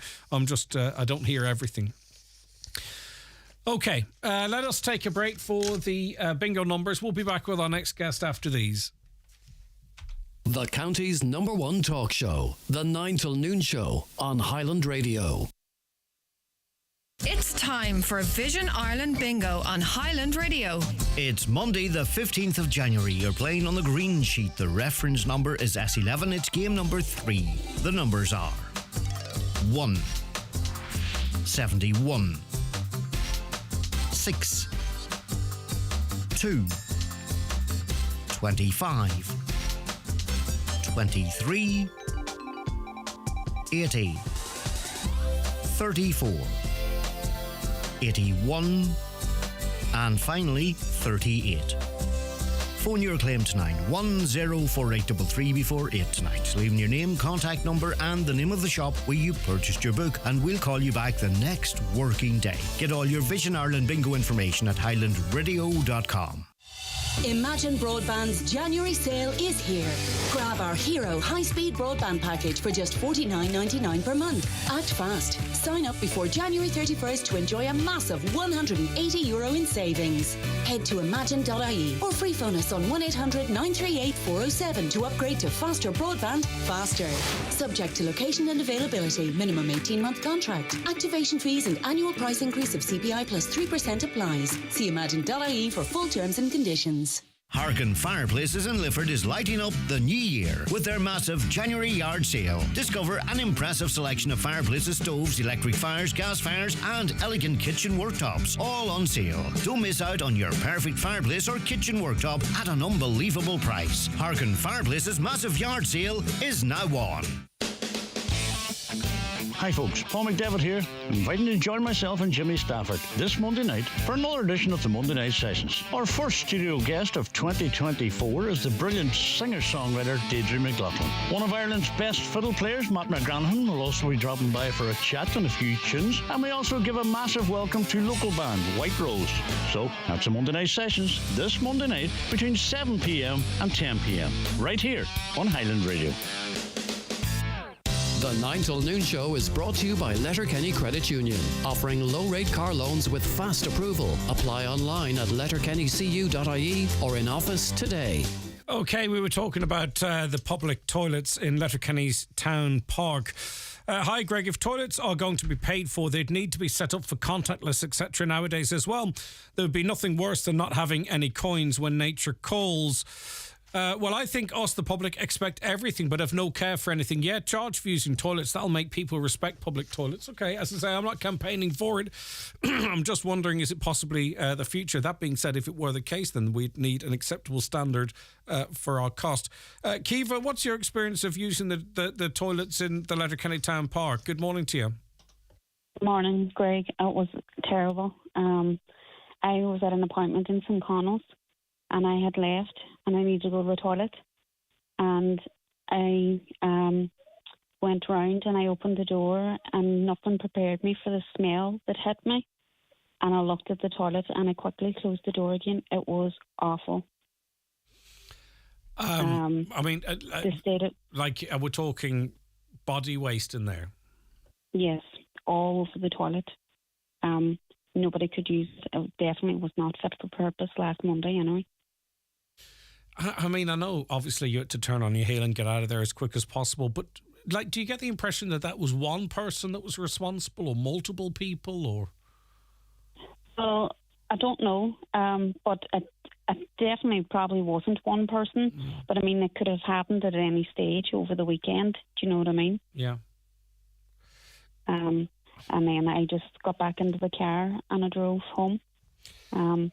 I just had to wait till I got home to use the toilet. And Kiva, what do you think stops people, or why do people not use the toilet correctly? I.e., there's space in the toilet that you're supposed to use, if you know what I mean. Like, what's going on that people aren't using the toilets right? I don't know. Definitely, it didn't. To me, that personally, looking at that toilet, I thought, was that a human that actually done that? You know what I mean? It was terrible the way it was done and everything. It was just awful to look at, and just whenever you opened the door, the smell just hit you, and I quickly closed the door because I thought I was going to be sick. Yeah. Do you think someone's deliberately doing stuff like that? Like they get some kick off it or whatever? Like, maybe somebody did do it deliberately, but you know, if they didn't, you know, they should have tried to clean it up as best that they could, you know, afterwards. You know, because if somebody was using the toilet, you would expect them, you know, to clean it if they, you know, if they dirtied it or anything like that, made a mess. You know, well, I would anyway. If I was in that position, I wouldn't leave a toilet like that. I don't think you'd ever risk opening that door again, would you? No, I would never go back there. I would have to, you know, whenever I'm out in public, if I have to go somewhere, I have to plan my trip and make sure that I have access to a toilet. And that day, I just did not have access to the toilet. And And I thought to myself, I says, will I make it home? You know, because I live 20 minutes outside Letterkenny. Yeah. Okay, Kiefer, listen, sorry about that you had to go through that. I appreciate you taking the call there. Greg, I have to pay every time. Sorry, that's on something different. I wanted to stick with the toilets here. We were talking about blood tests. I'll come back to the toilets. We were talking about blood tests last week and people saying they had to pay and don't have to pay. I think if you're just notifying us of your experience, just if you could mention whether or not you're a GP visit card or a medical card holder. But it says here, this listener, Greg, I have to pay every time I get blood tests. And then for a veneration and phlebotomy, similar to blood donation, as I have hemochromatosis. It's an iron overload, which is a long-term condition. As a taxpayer, I get nothing free thanks to this great government. Yeah, well, yes, so you'll never be entitled to free blood tests. But if you do have a medical card or a GP visit card, the only way your blood tests are free, according to the information available, the only way your blood tests are free is under the GP Chronic Disease Management Programme. They're covered by the fees paid to GPs by the HSE for this care. So if it is routine stuff, if it is just to see what your iron levels are like, I don't believe them to be free. It depends on the GP's practice. The GPs only, and the HSE had to refund an awful lot of money because people were being charged incorrectly. If it's for chronic disease management or the chronic disease management programme, then your blood test should be free with the visitor GP card or the GP visit card or your medical card. Elsewhere, it's a private. If you don't have a medical card or a GP visit card, it's a private transaction between you and the GP. Could you get someone on from the HSE to clarify for paying for bloods, even if you have a medical card? My wee boy has a medical card and we had to pay €20 for blood still. What does the medical card actually cover? Does the HSE initiate the cost of bloods or is it the doctor's surgery? So there's a range, I think €20 to €50 it can be.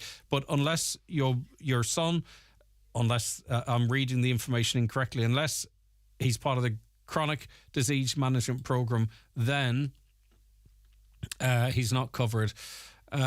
So if you're unwell, you visit the doctor. Any necessary blood tests are free with the doctor, so it has to be necessary.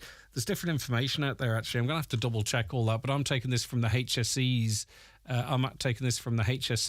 own website. Right, okay, so let's go through this. 3 medical services with a medical card or GP visit card. It's not really quite clear there either. Blood tests to diagnose or monitor a condition, they're both free with a medical card or a GP visit card. So blood tests to diagnose or monitor a condition. So that's when your medical card or GP visit card should cover those costs, which actually probably covers quite a range of things. That's according to the Citizens' Advice. Right, okay. We are speaking now to a Good Samaritan in Roisin. Hi, Roisin. Good morning, Craig. How are you? I'm doing good. How are you keeping, Roisin? Is it Roisin? I'm not doing so bad, Craig. Is it Roisin? Roisin's perfect. Okay, good stuff. So, Roisin, you were out and about just before the weekend or at the weekend, depending on how you count it, on Friday. And what happened? What did you come across? I found a substantial amount of money kind of coming out of the Letterkenny shopping centre. It happened at 2:00, so at lunchtime on Friday, Craig. And was it loose in an envelope or...? It was actually loose, so it was. The money was loose and all together, kind of. So it wasn't in a wallet or anything like that, but it was loose, yeah. So who do you think might own it? Does it look like it may have just been taken out of a cash machine, or maybe someone was going shopping, or maybe someone collected a pension or something along those lines? Do you have your suspicions? Yeah.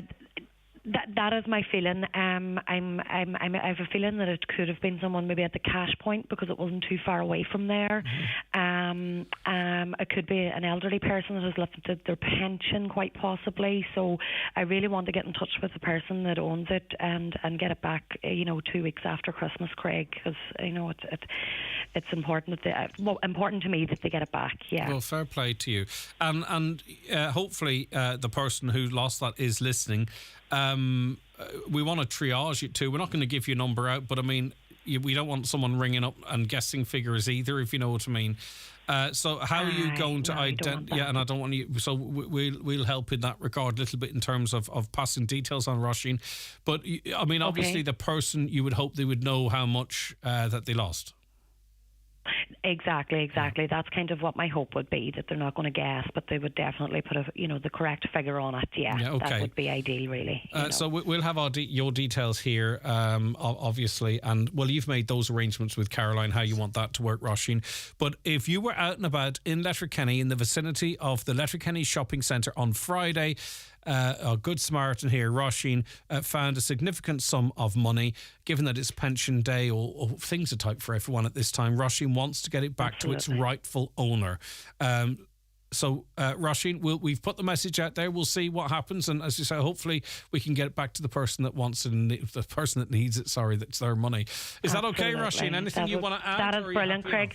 All right, okay. I'm very happy with that. Thank you for giving me the time. Thank you. Bye-bye, Roisin. Take care of yourself. Contact us here on 07491 25,000. Is there any update on the road from Minaroy to Dunlow? Is it passable? I didn't hear about that road this morning, so I don't know what the story is.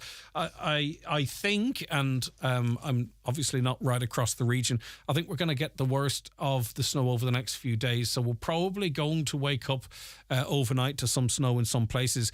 We've got Alan O'Reilly from Cardo Weather, who's been tracking these weather fronts, these weather systems. He's going to be coming on with us a little later on to tell us exactly what we can expect tonight into tomorrow, Wednesday, Thursday. I think it's going to be pretty cold as we head towards the weekend. But if there is a snowfall, we're going to find out what levels of snowfall. Is it going to be high level, low level, what the amounts are likely to be. So stay tuned for that if you're interested in finding out what the snowfall levels, if any, and I'm sure there is going to be some, is going to be over the next wee while. And just to remind you, in terms of that money, obviously it's on its rightful owner that we're looking to speak to. If you want to contact us, 07491 25,000. Right, let's take a break as we line up our next guest. Watch the show live now on YouTube, Facebook and at highlandradio.com. The 9 till noon show with Letterkenny Credit Union. Simplify your debts with a debt consolidation loan from Letterkenny Credit Union. Call us on 074 910 2126 or apply online via our app or in office today. Enhance your skills with SafeTech's part-funded training programs. At SafeTech, we provide courses including first aid, roadworks, people moving and handling, confined spaces, electrofusion and machinery training for Ireland and UK sites. Also online programs such as water hygiene, construction supervisors, safety reps and much more. If you have a group for training, SafeTech will go to you. Contact SafeTech today at safetech.ie and take the first step towards upskilling and safety compliance. Is that the new Opel? Yes, of course. Does it really look that good? Yes, of course. Is it fun to drive? Yes, of course. Is it packed with smart tech? Yes, of course. Can I test drive it right now at Manor Motors Opel? Yes, of course. The new Opel Corsa, now available. Hybrid and electric coming soon. See manormotors.ie for details. Come along to the 2024 Clanry Hotel Wedding Fair on Sunday the 21st of January. Plan your dream wedding with us this Sunday 21st from 1 to 5 p.m. with suppliers in attendance. The Clanry Hotel Wedding Fair, the Northwest's leading wedding venue. A new year, a new floor. At Floorit, we offer quality solid, semi-solid and laminate click vinyl wood flooring together with a vast choice of parquet, herringbone flooring, all fitted and tailored to your needs. Call in today and see for yourself the fantastic offers available this January. Call Floorit today on 087 161 7008 or visit floorit.ie. Find a Volkswagen commercial vehicle that can keep up with you and your business, like our Caddy Cargo, Transporter 6.1, Crafter and the new Amarok, with HP finance from 2.9% and service plans from €12.99 per month. There's never been a better time to get a vehicle that works as hard as you do. Book your test drive now at your local Volkswagen commercial vehicles dealer or visit volkswagenvans.ie. Here's to the Volkswagen in you. Terms and conditions apply. Finance provided by way of hire purchase agreement from Volkswagen Financial Services Ireland and subject to lending criteria. Volkswagen Financial Services Ireland Limited is regulated by the Central Bank of Ireland. Visit volkswagenvans.ie for further information. Contact Connolly's Volkswagen Commercials in Letterkenny today. See connolly's.ie. Okay, we're joined on the programme now by Cleena. Good morning to you. How are you getting on? I'm not too bad, Greg. Lovely to be here. It's great to have you in studio. Okay, we're talking about the Registry office in Letterkenny. Now, it's obviously for a personal reason that you took an interest in this office in the first place. So take us through the story. So myself and Andrew have been together 26 years and we never took the plunge. We were living over in the UK and we got back there about just over a year ago, and just over the course of last summer, chatting to friends and family and all that kind of stuff, and decided, you know what, kind of why not? So do you want an answer to that? Well, actually, the longer it takes to plan and get things together, the more I'm kind of thinking, that was a rhetorical statement. Absolutely. So now, you took the decision. We did. In what month did you say? So in November of last year, before Christmas, we decided, you know what, let's just do it, and we'll have a low-key event, and that kind of thing. And you know that there is that old joke of people getting married for tax reasons and for pension reasons and that kind of thing, and we're not getting any younger and all that kind of stuff.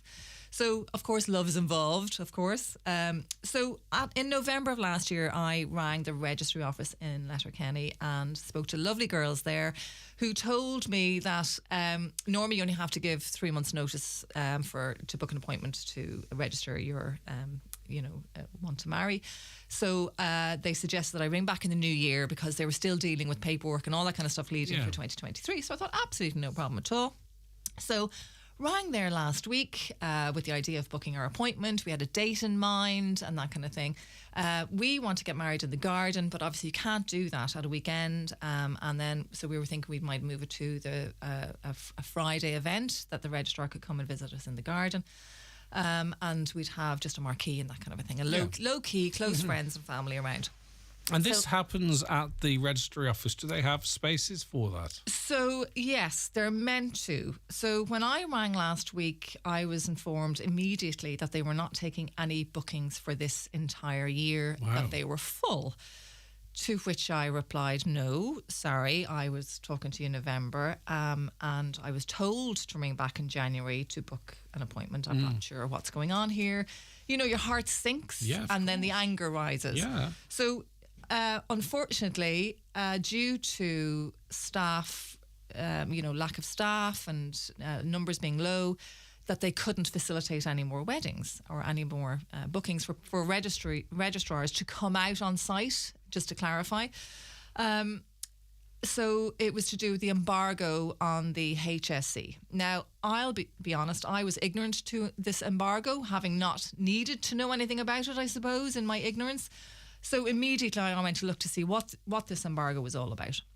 So having read through everybody's, all the different representatives of government and TDs and all that kind of stuff and their spin on it, that it wasn't just the Registry office, but the entire HSE has this embargo on it.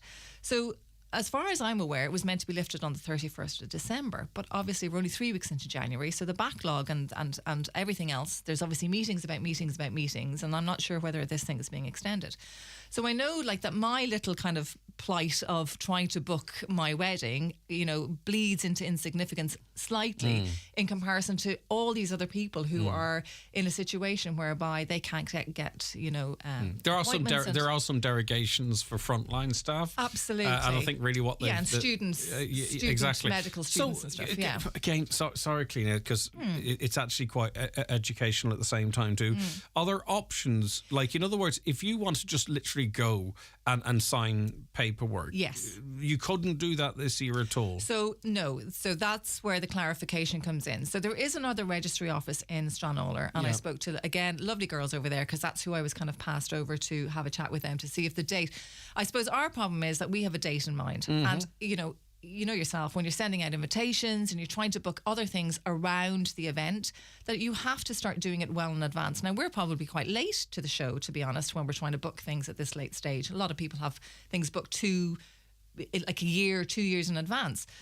But we had certain things in place and we had a date in mind, and we've kind of put out that save the date. So for me, that date was non-negotiable unless I change everything around it, because this was not meant to be a problem, And I think too, another thing that I've learned too, I mean, I know birth, deaths and marriages are always grouped, those three words that follow each other. Yeah. But I didn't imagine the same staff are dealing with birth, deaths and marriages. And actually, you know, not officiating at, or you know, making marriages official. Exactly. I didn't actually see it. Never the really connection and that it was the same place, and where the priorities might lie within that. Exactly, if you know what I mean. Yeah, exactly. Well, I mean, the girls in Stranraer were great, and they. I mean, you can't. I suppose it's human nature, isn't it, to give out to the people who are there. Because they're the ones that they're the face. Exactly, and they're the only ones that you get to actually physically talk to. But they were fantastic and they were very reassuring. So, you know, the dates that we were looking at, unfortunately, they're fully booked on that date. But there is a provision for being put down on that if the couples that are coming to them on that particular date might change their mind. That's all right for a driving test or something, but you don't want to be, you know what I mean? You don't want to be planning. I don't want to be sending out invitations with TBC written on them, you know? So probably. Exactly. It might happen on this date, but sure, we'll let you know closer to the time. Okay. So that's kind of where we're at the moment. Are there alternatives to, obviously there's the church weddings, chapel weddings, whatever way they're phrased. We have the Registry office. Now, I've attended weddings whereby it's in a hotel with a celebrant, okay? Yes. Does that replace going to the Registry office, or do you still have to go to the Registry office to legalise the marriage? Or I don't understand how that works. There are different types of celebrants that can legally marry you. There are solemnisers, and then there's the humanist celebrant. And more of them are starting to be able to do your legal paperwork. Okay. So they would send off to the Registry office for the relevant forms. They would bring them on the day, and then you would sign in front of your witnesses, and then it's sent back to the Registry office. And that's that done then? Okay, I get you, right. Done. The only problem is, because we hadn't looked at booking a place, the date that we're looking at is a very popular date. Mm-hmm. So we've looked at all the hotels around, because again, we were thinking, oh my goodness, plan B, maybe we'll end up having to do it. I didn't want to do it in a hotel. I didn't want that big hoo-ha. So most of the hotels around us are booked for those dates. So we're now kind of back to square one again of, do we move it forward? Do we move it back? What do we look? You know, so that's where I'm at the moment, is trying to figure out, you know, what's the most important thing here? But it's not the Registry office, it's the event. It's having our friends and family around. Not being funny, but the Registry office is just a piece of paper. So we could potentially have our celebrant in the garden on the weekend day that we want, and then go to the Registry office. Your garden, sorry. When you say in the garden, do you mean your garden? We're having it in our garden. Your garden, okay, get you. Okay, understood, right. Okay. So we can have, you know, a non-religious ceremony in the garden, and then go and do the paperwork afterwards. I mean, so then obviously it would seem that the most likely solution this would be a celebrant, but I presume that's not cheap either, and then there's an availability issue as well. Oh my goodness, I mean, because you need a celebrant that can actually do the paperwork. Absolutely. But the celebrants that we are looking at are coming from a distance. Therefore, not the norm for a celebrant to come without accommodation and travel is between €500 and €600. Wow, okay. Right? The ceremonies last anything from 10 minutes. Some people can do a full ceremony up to 40 minutes. Some people will provide a 55-minute. So that is what you're looking at. They charge €100 then for their travel. And if they're coming from afar, now most of the celebrants we've looked at are either in Clare. So you're looking at €1,000. Exactly. Yeah. So this low key, I know it sounds maybe a bit, you know, petty, but it was meant to be just something very personal and low key that is turning into a bit of a monster. Exactly. Yeah. You're sort of you're finding yourself having to walk down the path that you were trying to avoid. Exactly. You wanted something simple, low-key, as you mentioned, the way you want it, particularly, I suppose, with you've been together for a certain amount of time. You've decided we feel like we know each other well enough. You've decided what boxes have been ticked. But as you've pursued it more, yes, it might be possible, but it's like you're being... The world is pointing you towards the wedding that you didn't want. Exactly. And I know I probably sound a little bit like this kind of, the wedding divas and stuff. I mean, I remember working on a program years and years ago about alternative weddings, and I remember thinking to myself, I'm definitely not going down this route, or this is ridiculous. And your brain seems to kind of forget, doesn't it, as you get older. Now you're going to be swapping sand in your garden. Exactly, and Andy will be dipping the sword into the chalice, and yes, there'll be a hand fasting and all that kind of stuff. But yeah. I mean, we'll get there. We'll get there. It's like I think the big story here is that and really why you've spoken to us, and we've kind of talked about the complications to some extent of just trying to get over the line, is the fact that there's no availability in the Register office for a year in Letterkenny on any date. I think from my point of view, it's a case of I could not fathom how the HSE can stand by this embargo, when the crisis that is evolving in this country in relation to health and services is crumbling, and they are making it harder and harder and harder for not just themselves but for everybody around, and their staff as well, having to deal with all of this. These poor people who are trying to make pieces of themselves to make up to do the job of 5 people. You've got 2 people. Did you ever consider looking abroad? No.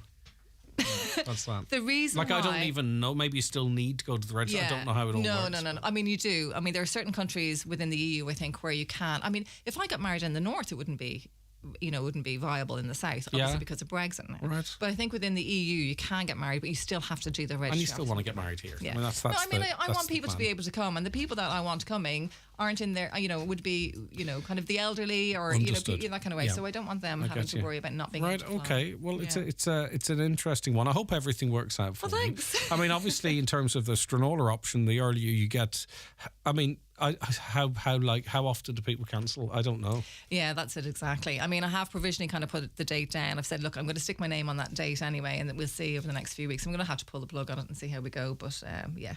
All right, it'll good be stuff. grand. Well, but listen, thank you, Greg. whatever happens, I'm sure you will continue to be very happy together. Thank you very much, Gleena. Thank you, Greg. Back with more after the break. The 9 till noon show is brought to you by Letterkenny Credit Union. Digital loans now available. Apply online or via our app today and get your loan transferred directly to your current account. iMotors are your main Nissan dealership in the Northwest, a trusted Japanese brand for generations. Contact iMotors to find out why people who make the move to Nissan never change. To check out our 2-for-1 offers, visit imotors.ie. Make more meals for less with Dunnes Stores, where you'll save in the aisle with ingredients for delicious overnight oats. That's porridge oats, 1.5 kilo, just €1.19. With skimmed milk, just €1.05. And freshly frozen mixed berries, only €2. All from the Dunnes Stores range. Make 4 servings for just €1.06 each. Download the app now and get a 5 off 25 welcome voucher. Dunnes Stores, always better value. Terms and conditions apply. Voucher can be used to next grocery shop of €25 or more. It's the Right Price Tiles and Wood Flooring half-price sale. Get up to 50% off all tiles. Wood flooring, bathware, cladding, everything's reduced. Tiles from only $8.99 per square yard and wood flooring from only $11.99 per square yard. Right Price Tiles and Wood Flooring half-price January sale is now on. There's bingo every Monday night at Halfway House, Burnfoot. Doors open at 7:30 with eyes down at 8:30. €2,500 must go. The snowball is now €2,300 on 45 numbers or less. If you're not in, you can't win. That's Halfway House bingo tonight at 8:30. When it's time for confirmation, it's time for a trip to Watson Menswear. Choose from the great selection of top label casual and formal wear. Blazers, jackets and shirts. Also denims, chinos and footwear from big names like Diesel, 1880 Club and Tommy Bow. At Watson Menswear, open 7 days a week on Main Street, Letterkenny, and at watsonmenswear.com. After a long, hard day, treat yourself to something luxurious. Your drive home. The sleek new Nissan X-Trail has a dreamy, luxurious interior and is now available with e-Power, Nissan's unique hybrid driving system that lets you experience the pleasure of electric driving without the need to plug in. And it's available in 5 or 7 seats, so even the school run feels like a spa break. The all-new Nissan X-Trail with e-Power. Drive it to believe it. Book your test drive today at your local Nissan dealer. Nissan. Innovation that excites. Highland Radio weather updates brought to you by Grant. Building a new home? Choose Grant's A++ rated Airona air-to-water heat pump and Uflex underfloor heating. Visit grant.ie. Okay, taking a look at the weather forecast, and I said earlier on we'll give you a detailed look at the weather forecast a little later on, but just for today more immediately, frost and ice this morning, slow to clear, lingering in some sheltered areas through the day. Otherwise there'll be spells of winter sunshine along with well scattered showers of rain, sleet and indeed snow. Highest temperatures of 2 to 4 degrees, winds mostly moderate. We'll tell you what the weather's going to be for tonight and the next couple of days a little later on. Right, regular listeners to Highland Radio and other media outlets across the northwest would be familiar with the VRT controversy. Ryan Stewart's a campaigner on VRT and would have been a voice very, very familiar to a lot of people on this issue. Good morning to you, Ryan. Thanks for joining us. Good morning, Greg. I always found the whole issue really quite complex. So I suppose in as simple terms as is possible, and that's not always possible, Ryan, can you give us the background to this controversy? Well, there's been a lot of controversy over the years regarding VRT, not least how it's been enforced, how it's been prosecuted, people going to court, that's we know all about that up here in Donegal. But the reason I'm on today is regarding the findings of the Tax Appeals Commission. Now, this is potentially a very explosive story in that the Tax Appeals Commission have found, and Revenue have actually admitted, that they've been using the wrong tests in cases where people were entitled to bring a car from the UK into Ireland free of charge under transfer of residence, and it also would affect temporary exemption rules as well. So the admission by Revenue that they've used this test in a number of cases. The question is it just a few cases? Is it widespread? And from my own experience, going back 15 years dealing with VRT and Revenue, I know that it's not a small select number of cases. Just to sort of simplify this, the test that we're talking about is the test regarding your tax residency, your tax domicile. So if you were living in England or France or wherever, and you decided to come back to Ireland, you've had a car over there and you want to bring it back with you, you can bring that in free of charge as long as you've owned the car for 6 months and you were over a year living away from home. So the test, and this isn't just a VRT test, this is a test that's applied to anybody, high earners, even the likes of Bono. You know the crack about staying so long in a particular country and then moving away to establish your tax domicile somewhere else. So basically the first test is, have you lived there for 185 days of the year abroad? If that's a yes, the box is ticked and on you go, your tax residency has been confirmed. If there's an issue with it, the next step is they do a 2-year look back and go, well, if you were there 280 days, box ticked.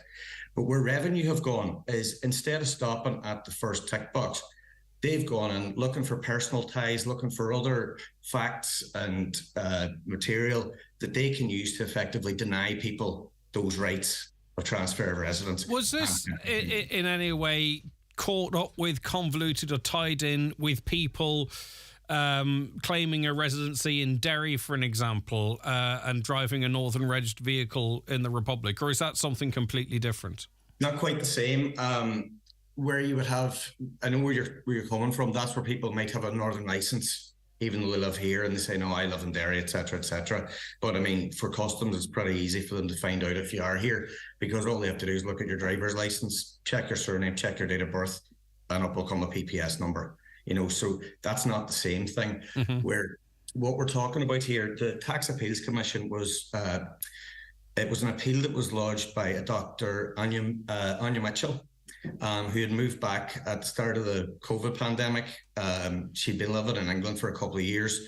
She came back to work as a doctor in Sligo, and basically she was refused on a number of different grounds. If you actually saw the decision, Revenue chopped and changed the reasons why they refused to allow the exemption. Now, in most cases, when that happens, people go, to hell with it, I'll just pay it, just to get it done. Register the car here, pay the money. But Dr. Mitchell, she took it further, and she paid the VRT and then appealed it to the Tax Appeals Commission and set out all the grounds why. And it became very clear very quickly that Revenue had convoluted the rules. They were basically using the wrong test to deny her. And was this in the majority of cases? obviously people, might have to pay fines or pay VRT that they didn't really actually have to pay. Would there be a big group of people as well who were accused of this at the roadside and said, if you don't pay these fines, we're going to seize your vehicle? And then people in the face would go, wow, okay, I'm worried about this, I better do that. And then because it's really quite complex, then having to go on and clarify the situation. There's a whole cohort of people that could have been caught up in this at the higher and what some would see as the lower scale. Yeah, you see, there's a couple of different facets here. What you're talking about there is season release, where basically if you're stopped at the roadside, they say, okay, we believe that you're a state resident in possession of a foreign reg vehicle. What they should be doing in the first instance is issue a warning. We know that they don't do that all the time, especially if they have observed the car a few times. So what they say is, okay, we're seizing your vehicle. You can pay a release fee, which is up to 10% of the value of the vehicle, and then you have to pay the VRT. It's a slightly different thing, but at the same time, if you claim an exemption, if you claim that actually I'm just back from England and I'm waiting to clear this car in, the same thing could happen. They could seize the car, add the penalties on, and then you still have to go through the entire appeals process, which is very convoluted. There's a number of steps to it. The first step is you're basically asking the officers who seized the vehicle to make a determination that they were wrong, which just doesn't happen really. You can present additional evidence. It doesn't always work. And then you have to go through an external panel, the Tax Appeals Commission, which is a long process as well. And is this still the situation? There's other charges and all that are in, and I don't want to confuse important cars or not important cars when you should with this system that you're talking of about moving back to the country. I mean, is it as clear as it sounds? Because how many people are actually moving vehicles from the UK or Europe and getting stung this way? I mean, is it a big number, or are other people getting caught in the net? Do you get where I'm coming from, Ryan? I don't know anyone in my life who's ever moved back here and took a vehicle in. Do you get me? So it's hard for me to get a sense of scale. How big an issue is this? Yeah. Well, I mean, I'm only talking from my experience in Donegal and certain areas around the border where people would have contacted me for advice and whatever on this. I mean, countrywide, yeah. There's people moving forward and back from the UK all the time. Yep. I would say predominantly more in Dublin, just population-wise and all the rest. But it's not just a case of... Does it get complicated when people sort of have to prove that their actual residency was outside of Ireland because maybe this vehicle was being driven when they were returning home every other week to visit family or something? Do you know what I mean? Is that where some of this is getting complicated as well? Because people are having to prove that, yeah, I've been back in Ireland to visit my family, but I actually live in England, for an example. Yeah. I mean, the Tax Appeals Commission, what their findings were is that the level of detail that Customs sought from people who were trying to bring these vehicles in was basically an invasion of privacy. I mean, they're looking for bank statements to see where you shop, where you go, where your friends are, etc. But this is the point, is that they should never be looking for that information if you satisfied the test in the first place. And it's being established that there's a potential abusive prosecution process. They need to investigate how many abuses of this process took place, what's going to happen to those people. A proper ombudsman's investigation would be welcomed as well, because some people are sort of saying, we're seeing what's unfolding in Britain with the post office scandal. Maybe it's not on the same scale, maybe it is, but is there sort of a similar scale of scandal in this country as well, where people are criminalised incorrectly and can't take on the system and are effectively having to walk around as criminals in inverted commas when there was an abusive prosecutional process? Yeah, you see, the thing about it is with the Horizon scandal in the post office in the UK, the post office, like Revenue, are basically a state body who, in the rare occurrence, are able to actually initiate their own prosecution proceedings against individuals. Now, when I say that, yes, if somebody is taken to court, that goes through the DPP, but at the roadside, where they are basically judge, jury and executioner to say, we believe, and you have to pay a fine or we're taking your car away. Which is exactly what happened to postmistresses taken into a room and said, look, you're the only person that's at this crack we can make it go away. All right, listen, Ryan, we'll stay on top of this story with you if that's okay. We do appreciate your time this morning. Have a great day, okay? Thank you very much indeed. Ryan Stewart there, VRT campaigner. News on the way. The 9 till noon show is brought to you by Letterkenny Credit Union, with monster loans available up to €60,000 for all occasions. Visit letterkennycu.ie.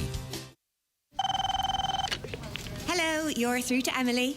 Hello, I'd like to organise my brown bin service, please. No problem. What's your address? You know the lane just after Carty Park? Yeah, about 5 miles down that. Sure. From January 2024, every household in Ireland will be entitled to a brown bin service. Wherever you live, you can organise yours by contacting your current waste collector. Visit mywaste.ie to learn more, because you're never too remote to recycle. Brought to you by the Government of Ireland. Hi there, can I help you? You're looking for something for the garden? Well, I want a plant for my... What she wants is a nice lay landy hedge, am I right? No, what? And a lovely big hot tub. Your vote is your voice, so don't let someone else decide for you. Oh, and a pair of those crouching stone lions. They'd look great either side of your front door.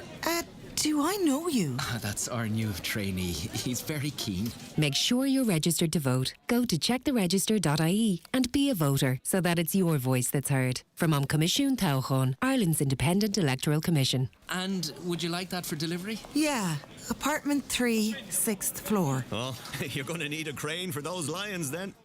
Are you a car mechanic interested in learning about electric vehicles? Northwest Regional College is delivering a 15-week course which will provide learners with a Level 4 UK or Level 6 Irish electric vehicle qualification. This cross-border programme is funded by the Department for the Economy in partnership with ATU, NWRC and the Northwest Tertiary Education Cluster. Applications close on the 19th of January at noon. Visit nwrc.ac.uk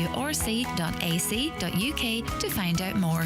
If you've been bereaved by suicide or know someone who has, HUG is the National Suicide Bereavement Charity. Join us on Saturday the 20th of January for a free information event in the Inishowen Gateway Hotel Buncrana. Expect coffee, cakes and compassionate conversations on understanding suicide grief and local supports available to adults. Doors open at 12 with the speaker at 12:30. Visit hugg.ie for more details. HUG. Hope and healing after suicide.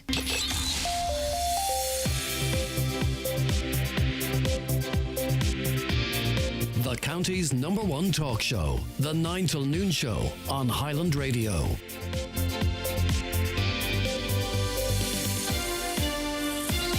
And as we head into the last hour of Monday's 9 till noon show, let's get a news update. And it's over to Donna Marie Doherty. Thanks, Greg. Good morning. A Letterkenny councillor is calling for the inspection of fire hydrants in Letterkenny to see that they are in working order. Last month, while responding to a house fire, the Donegal Fire Service had to locate a second hydrant after the nearest one was unusable because it was clogged.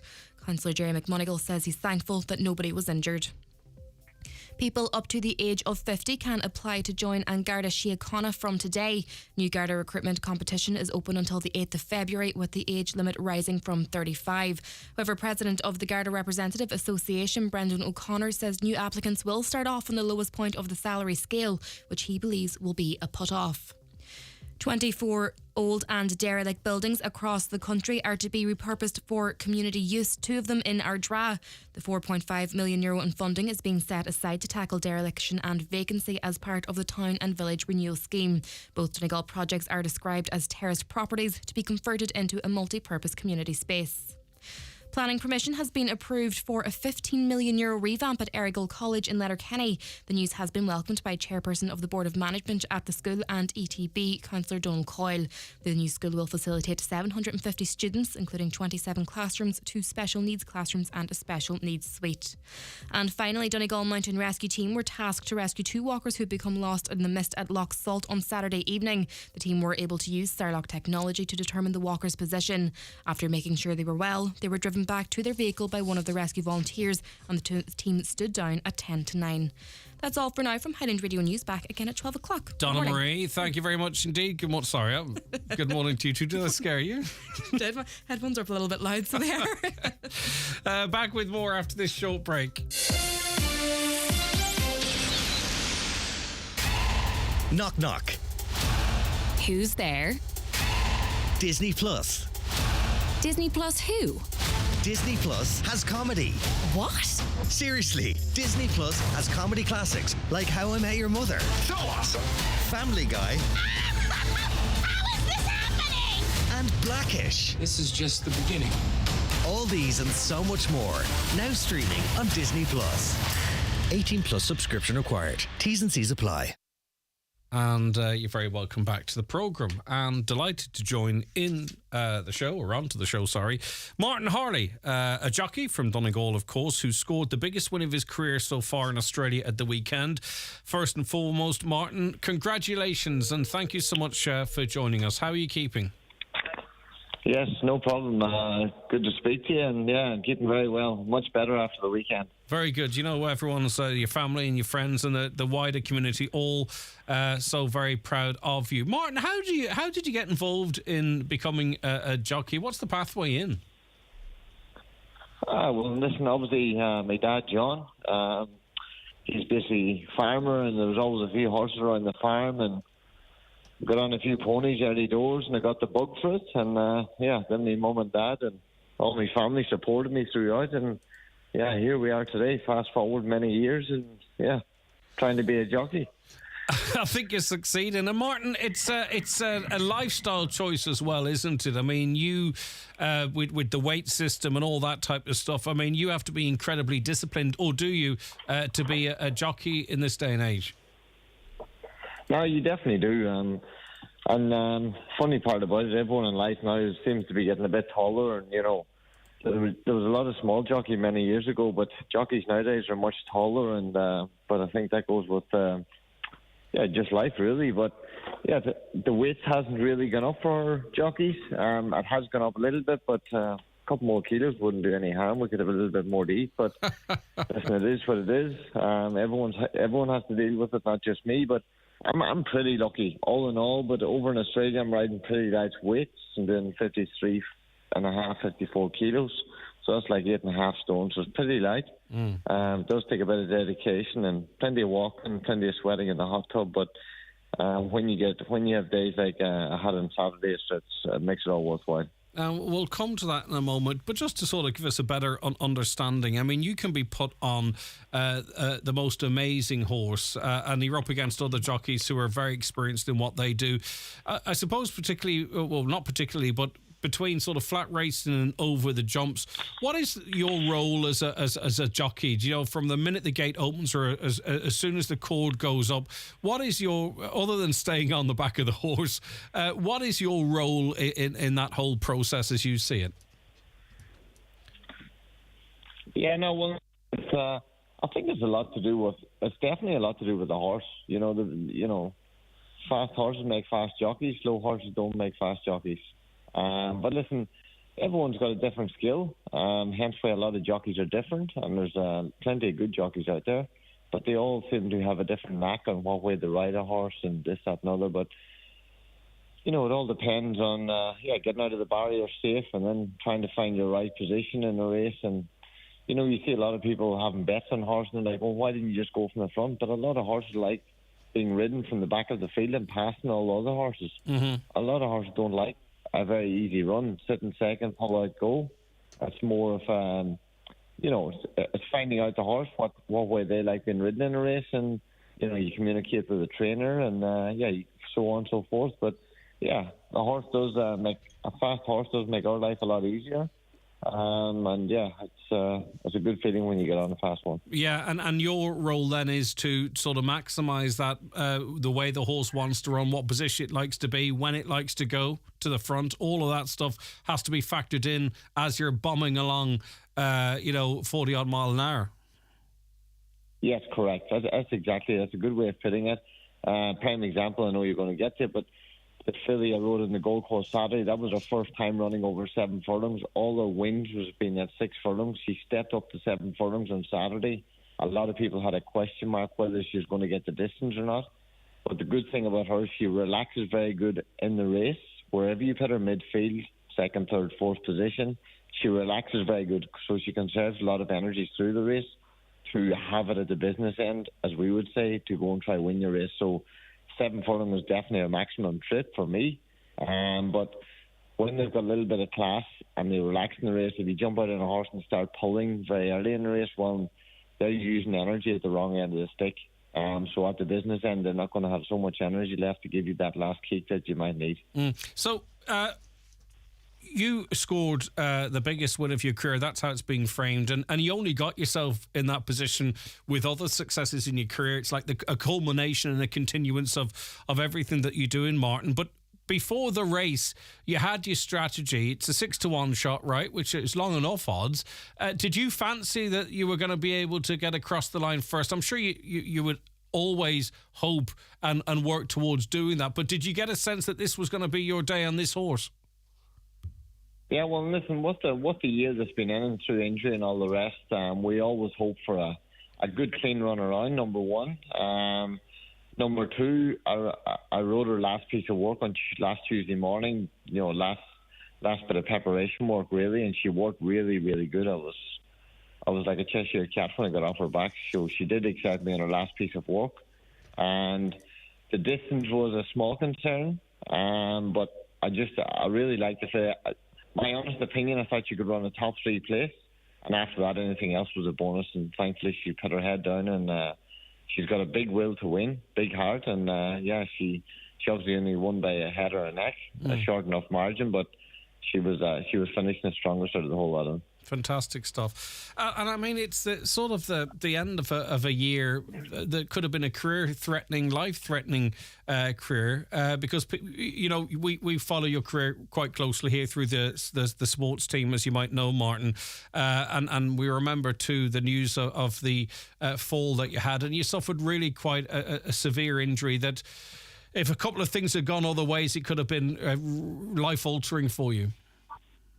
Oh, absolutely. And even, when I got the fall, the first thing you think, am I going to walk again? When it resolves around your neck, especially when I done 3 bones, I done C0, C1 and C2, which is the worst 3 bones you can actually break in your neck, as any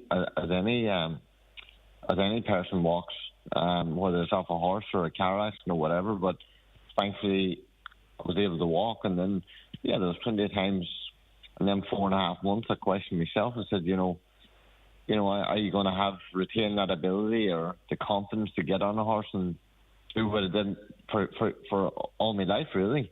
But thankfully, I had a little bit of luck on my side, and when I got back on the horse, it felt good, and a few winners and confidence got back up, and it led to the Magic Million, thank God. Yeah, and it is also, isn't it, a little bit like Formula One racing or rally driving. There is an inherent built-in risk to it. Any person that gets on the back of a horse and competes at the level you're competing, you have to do so in the knowledge that something could happen, and you have to be able to, as much as you can, limit the injury or the chances of it happening. Oh, for sure. There's, people say, why do you do that crazy sport? But, there is a saying out there, when your time's up, whatever that may be. If you're going to have an accident walking across the road, there's obviously higher risks for sports people, driving cars, riding horses. We're sat on the back of a horse with, yes, we've got a helmet and body protector on, but we're doing 45 miles per hour at the top end of the race. And, there's 12, 14, 16 horses around you. So if you were on the front end and you actually took a fall, there's a chance that 13 or 14 other horses are actually going to run over the top of you. So it is a massive risk, but it's something I love doing. And, I wouldn't change it for the world. You've decided your career is in Australia. Is that the long-term plan? Is that where you want to do your trade now, Martin? Or do you sort of look at what's happening across UK and Irish courses and fancy a piece of that action? Where are you at in your mind in that regard? Well, it's a no-brainer, really. Listen, I've had many good years in England and Ireland, but now my wife, Brittany, she's from Australia, and the prize money over here is phenomenal. Like, that winner I had on the Gold Coast the other day was only a listed class winner, which is four classes away from Group 1s. And I've won Group 1s before, I won the Guineas at the Curragh. It was like £300,000 to the winner, but the race on Saturday was only 4 grades less than a Group 1, and it was worth £1 million to the winner. So you do a lot. You only have to race 3 days a week over here, really. Where England's like 6 days a week for a lot less prize money, a lot more miles, a lot more hours in the day you're working between track work in the morning and driving up north to Haydock or York or Wolverhampton and night meeting. You're not getting home till 11:30 and you're back up at 5:30 the next morning. All right, you've me convinced. It's just, it's just definitely a better quality of life. Obviously, I miss my family lots back home. But yeah, you can actually take 4 or 6 weeks off every year and go back and see them. Where England, you're lucky to get 4 or 5 days off every year. Just racing's a lot more intense. And, you know, they say as you get older, you should get a bit wiser, but Australia's definitely fitting the bill for me right now, that's for sure. Brilliant, it's great to hear. And Martin, in terms of career goals, are you the type of sports person that sets career goals, targets for yourself? Like what boxes for you need to be ticked for you to sort of eventually, you know, hang up the saddle and say, you know what, I did everything I wanted to do there? Yeah, well, listen, Probably one goal that I don't set many goals, to be honest, especially with the injuries I've had. I've been very thankful to get back from them all and be able to continue doing what I love. But now I think I'm close to 900 winners, so my goal that would be in reach now would try to reach 1,000 winners, and you know, anything after that would be a bonus. But I think 1,000 winners, you know, there's plenty of jockeys that's ridden 2,000, 3,000, 4,000 winners. But for me, with plenty of bad injuries along the way, to reach 1,000 winners. Obviously, a Group 1 winner is in every jockey's card. I've been lucky enough to have 5 of them in my career so far. I hope there's another 5 out there waiting for me. But yeah, 1,000 winners would mean a lot to me now with the injuries I've served along the way. Yeah, especially with so much of your career being in Australia and less rides and what have you, those thousands begins to stand up very well against sort of a UK Ireland based 1,500, 2,000, I'm sure, Martin. Well, listen, congratulations to you. As I say, you know, your family are all very proud of you, as is Donegal and the country, and we do follow how you get on over there very, very closely. So it's been wonderful chatting to you, and continued success and safe riding into the future, and best wishes to you and all the family and all your friends over there. Thank you very much, very kind, and take good care, and thanks for the call. All right, Martin, take care, bye-bye. That's Martin Harley, Donegal jockey based in Australia. He scored the biggest win of his career so far in Australia at the weekend. He took the 6-1 shot abounding to victory in the $3 million Magic Millions 3-year-old Guinness. Guineas. I don't drink Guinness, so that's not what's on my mind. In the 3-year-old Guineas race at Australia's Gold Coast at the weekend, just 12 months after that horrific fall. And if any of you watching on social media, you would just see the footage of what he went through in terms of his recovery. He wore that halo for 3 or 4 months, whereby your neck is just, your head is locked into position. Can you imagine walking, sleeping? He still exercised during that process as well, and then all the other therapies. Got back onto the saddle, and his career continues to go from strength to strength. A fantastic sporting achievement, difficult to put it into context, but I think if you know, you know, and what he's doing and what he has achieved is really quite remarkable. The county's #1 talk show, The 9 till Noon Show on Highland Radio. The 9 till Noon Show is brought to you by Letterkenny Credit Union, with monster loans available up to €60,000 for all occasions. Visit letterkennycu.ie. Sheridan Security, now introducing zero-wire smart alarm systems. Zero wire, zero mess, and a real peace of mind. With a simple press of a button, your alarm can be set or unset, or download the free app and control it from your phone. Call us today on 074 912 6025 and get your alarm from €299. Stay local, stay safe, and protect what you value most with Sheridan Security Systems. Foy & Company's big January sale is now on, with up to 50% off furniture and huge discounts across all departments. Mattresses, Italian leather suites, curtains, paint and hardware. Also in rugs, cushions, lighting, wallpaper, artworks, mirrors and more. Now is the perfect time to get help with your interior design projects. Sale online at foys.ie and in store at Letterkenny and Ballybuffet. Don't miss out. I find that finding stuff is good. Finding that one earring down the back of the sofa, or finding my perfect match on a dating app. I even went to India once to find myself. And at Specsavers, an audiologist helped me find sounds I hadn't heard for years. With PRSI, the hearing aids were free. I find that extremely useful. Find your lost sounds. Book a hearing test at Specsavers. Terms and conditions apply. You'll find them on our website. With everything from pedal and electric ride-ons to go-karts and scooters, there's loads of fun guaranteed all year round at Tinny's Toys in Letterkenny. If you have a kid's birthday coming up, see the great choice at Tinny's Toys to make it extra special. Visit Tinny's Toys on Leck Road, Letterkenny, or shop online for express delivery at tinnystoys.com. Tinny's Toys, with so much more than just farm toys.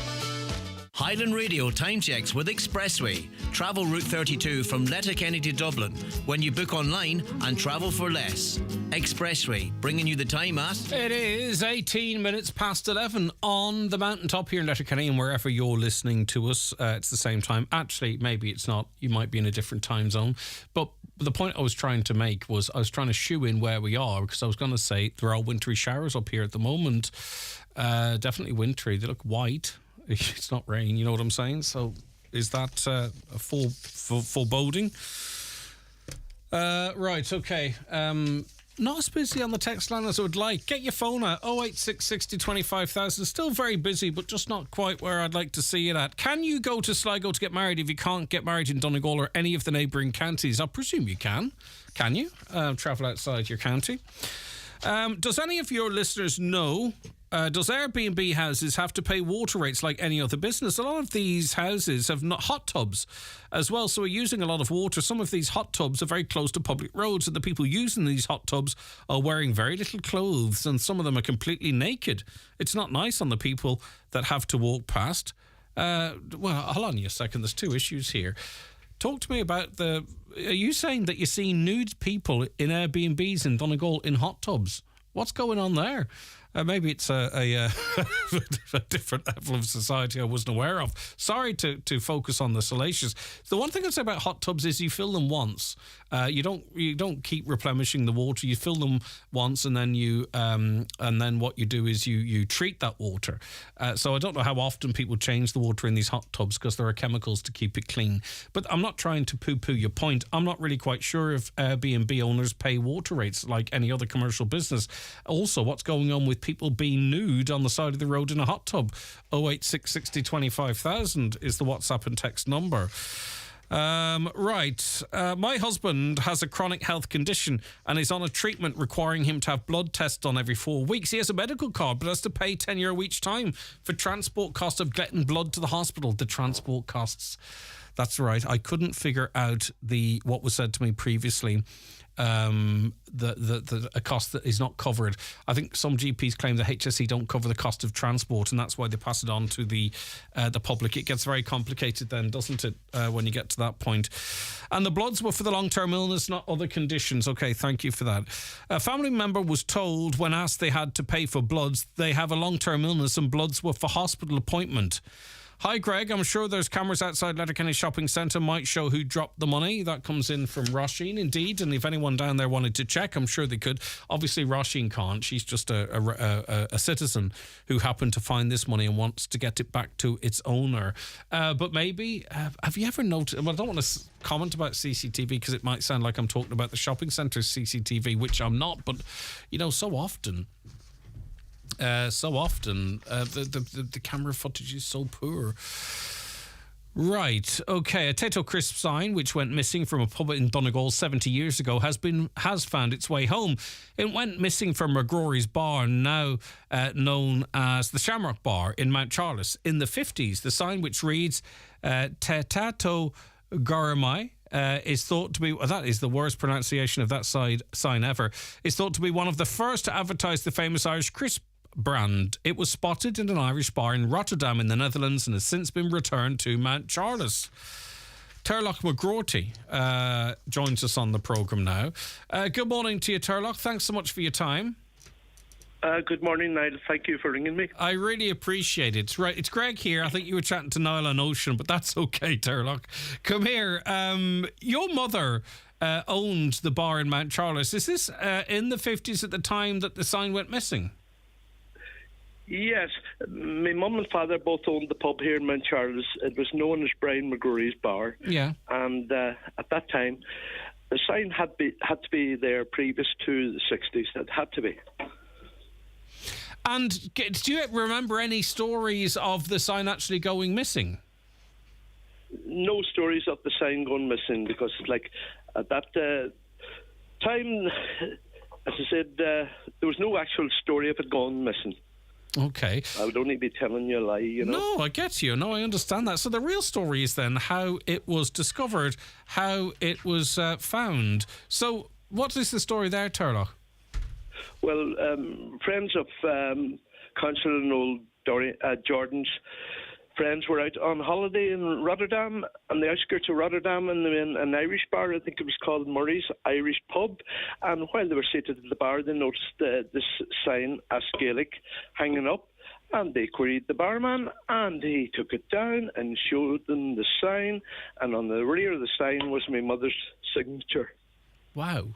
And they were able to make the connection to McGrory's Bar in Mount Charles off to the back of that, obviously. That is correct, because they lived locally, and they recognised the name, my mum's name, right away, and made the connection to the pub. And then what happened next? Well, the barman, actually, he asked them, do you wish to have the sign? Do you know the connection? Do you know these people? And they said right away, well, we know Turlough McGrory and Mount Charles. And they said, the barman said, you're welcome to take the sign back to Mount Charles with you on your way. Do you know, there's the chances of this happening are I don't know, they're absolutely astronomical. You can give up on winning the lotto anyway, Turlough, because I would say the odds of this being the sign out of Mount Charles, your mum actually signing it being taken down and shown to people who are friends of Councillor Noel Jordan, them recognising your mother's signature and then taking it back with them to Ireland, I mean, the odds are just enormous, aren't they? Unbelievable. I just can't believe it. So my mother and father would be so proud if they had seen this, you know. Oh, right, okay. So they've passed on now, have they, Turlough? So they actually, have both passed. It must have been really quite emotional for you, or whatever emotion you might have felt, you know, to have this sign that your mother signed all the way back from Rotterdam to you. Yeah, it was just unbelievable. I just couldn't believe it, because back then I was very young, you know. Yeah. Very, very young. And you have it back in your possession now? I have it here in my hand. Wow. And what size is it?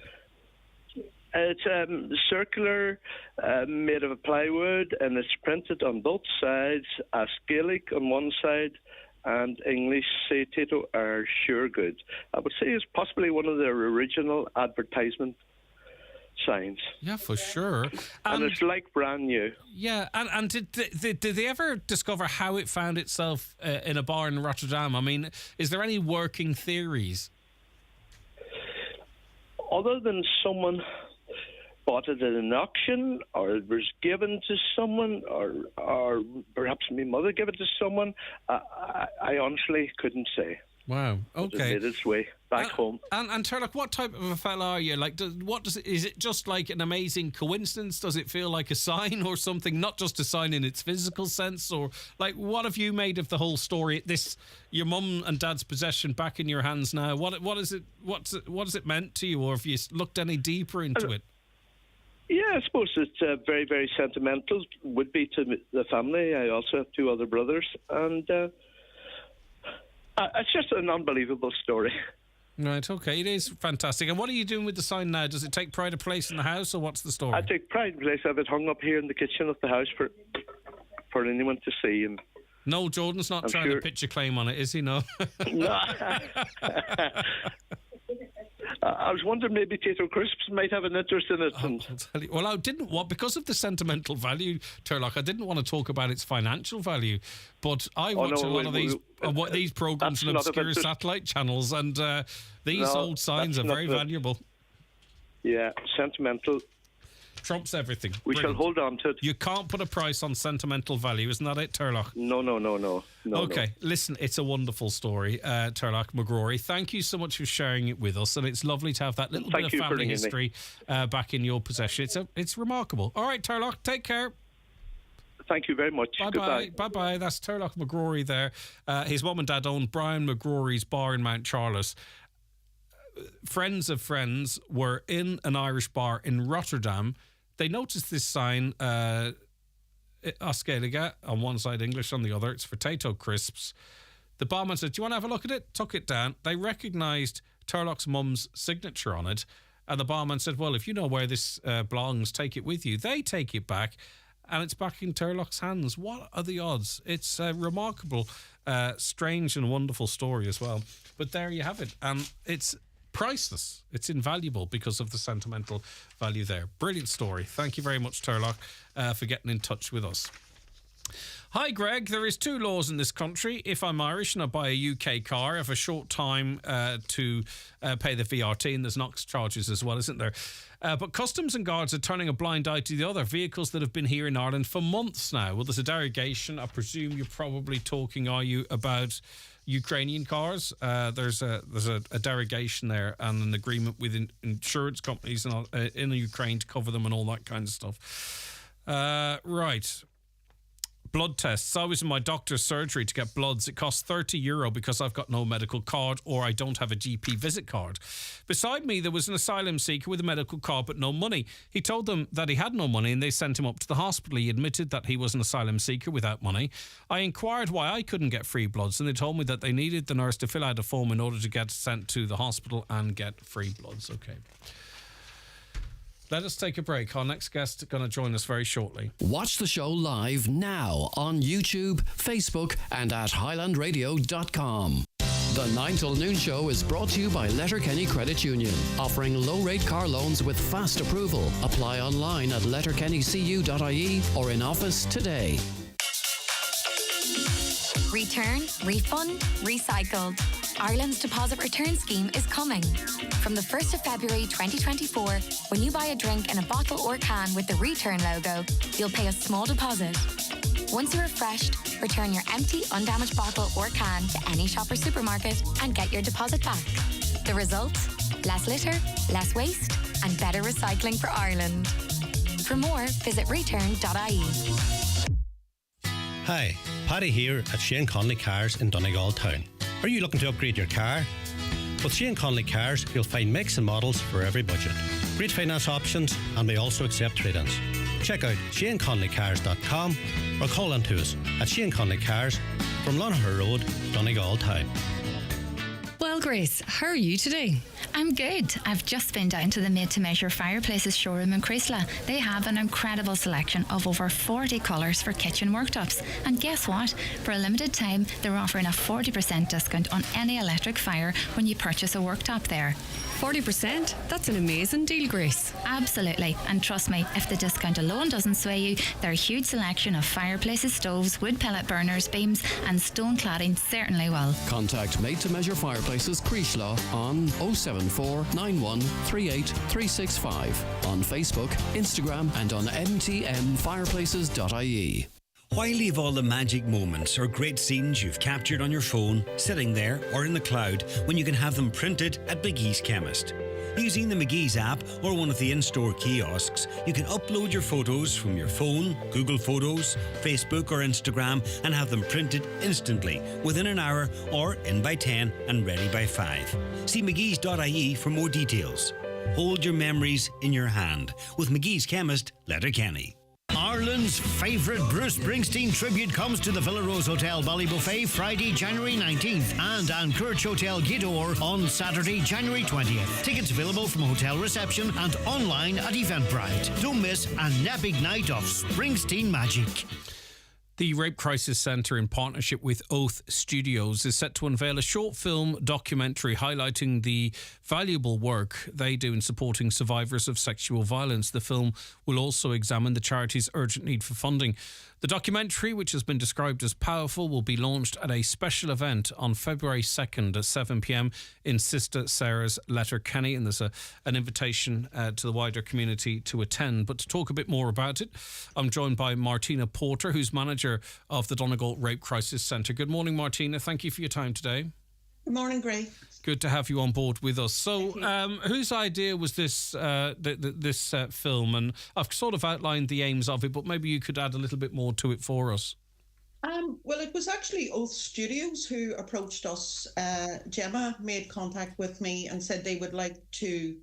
She had been following us on our own social media, and she said they would like to basically create a short film to promote the service and just to let people know about the work that we do, really. And I suppose this has the positive in a couple of directions here, because I think in terms of, people supporting the work that it does, it gives the general public a better understanding of what you do. We do lots of interviews and we describe things, but maybe when people can see the staff themselves explaining it, it might resonate a bit better. But also the many people who are the victims of sexual abuse or sex crimes who don't come forward, and a lot of that might be, well, I don't know what happens when they do, or who am I going to be dealing with. So I think in many different ways, this has the potential to have a really positive impact. The more eyes that see it, the better.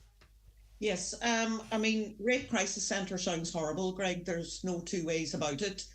And that's why, we would invite people to come in for a cup of tea, a coffee, and have a look around. So I think this film, it does... number one, you get to see it through the eyes of someone coming into the centre and seeing that, it's not all clinical, it's not all medical. It's quite nice, bright, friendly, safe space. And then to hear the various staff members talking about their work and the passion they have and the compassion and dedication, I think it just, hopefully, it will break some of those barriers towards someone coming forward and just realise we're just ordinary people helping all ordinary people who've been through awful things.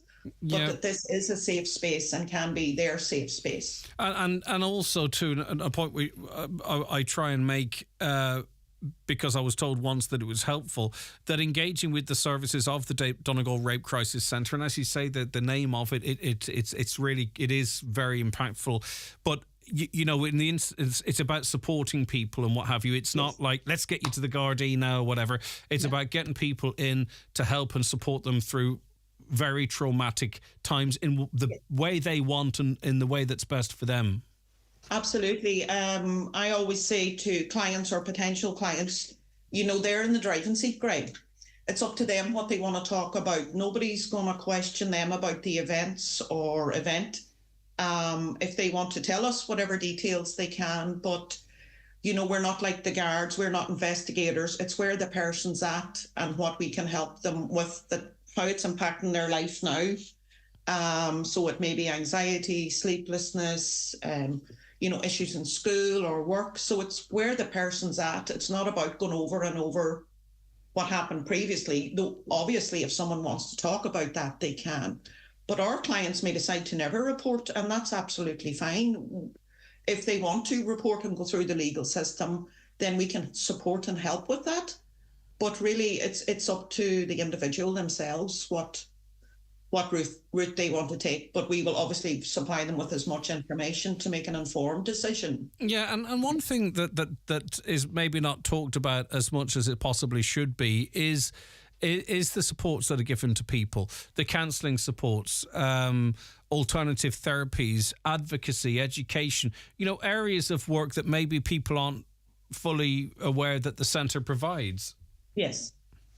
Yeah. Well, we have disclosure training coming up now at the end of this month and the end of February. We don't get core funding for education or training. So it was through the HSE Suicide Prevention Fund that we got money to deliver this disclosure training to community groups and all. I know some of your staff are coming, Greg. Mm-hmm. We ran out of funding for our schools programme, sadly. So you'll see Niamh, who was our education officer, talking about the programme, the schools programme, when we were making the film. But sadly now we don't have that anymore because we couldn't get funding for it. But we do, accompany people to the Garda station. The guards would come here and meet people. We have a fantastic team of guards here in Donegal and the DPSU in Letterkenny. So they will come and discuss to people what the process would be to report. We do court accompaniment. We do accompaniment to SATU, the Sexual Assault Treatment Unit. We can help with victim impact statements. You know, sometimes I'd have to do letters for somebody if they can't do school exams, college exams, if they're falling behind. The food bank here have been fantastic to clients as well, or trying to help people get accommodation. So there's lots more than just the counselling bit to our work. But as you say, Greg, that's pretty much the invisible work that goes on behind. Yeah, it really is quite remarkable. I want to, at the end, talk about funding and what have you. But in terms of, you know, the last couple of years, are you seeing any notable, it's all notable changes sort of in the cases, the type of cases, the caseload, how many people you're seeing versus previous years? I'm not expecting you to have all those stats right in front of you, Marina, but just interested to know if there's any particular trends that are jumping out at you. Well, the numbers are always go up, and I know we've spoke before about the numbers of young people affected by sexual violence. So we do now work with young people 12 up. We have a fantastic parent guardian supporters group. It's like a psychoeducational group, and we met once a month last year, so they've asked to meet twice a month this year, which is fantastic. Our space here is a bit small for that at the moment, so we're trying to get a bigger space. So obviously that's funding. And we've several groups planned to work with young people. Again, we don't have the space at the moment or staff to do that. But we've had a lot since before the summer, a lot of international protection clients. So that's a completely new thing for us, mostly from African countries. And so I am trying to source funding for someone, you know, I think we need someone specialised. The Donegal Intercultural Platform are fantastic. They came over, did some training with the staff, you know, for cultural awareness. But and are they not talking about any individual cases at all, of course, but is there a trend in why they're visiting? Is it instances of sexual assault within their homes or their accommodation, or is it predominantly female or a mixture? Or it's predominantly female, so they would have fled their home countries due to physical and sexual violence, and then sadly we do have clients who have been affected by sexual violence since they came to Ireland as well. So there's trauma upon trauma, you know, and being isolated away from their families, their friends, sometimes their children. It's really tragic. I mean, every case that comes, but when we're talking about our usual clients, they would have, you know, support from friends, from family, whatever here. Maybe they only have one person, but at least one person. But a lot of the newer clients we're seeing now, they're so alone. They're so alone, and they're living in very cramped and really unsuitable conditions for the most part as well. Okay. You mentioned about an element of the documentary about education. Yes.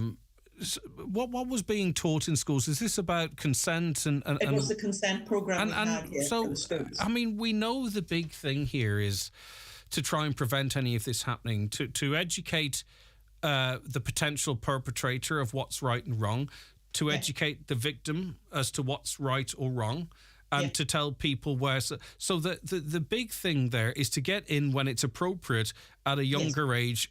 And you were doing great work in that regard in getting into the educational settings to teach, but you've had to put that on hold because of a lack of funding available. Yes. You have to prioritise where money goes, and that is one area that simply could no longer be funded. No, we funded the pilot ourselves, first of all, and then we did get money from the County Council and various small bits of funding, with some from the toy show for that as well.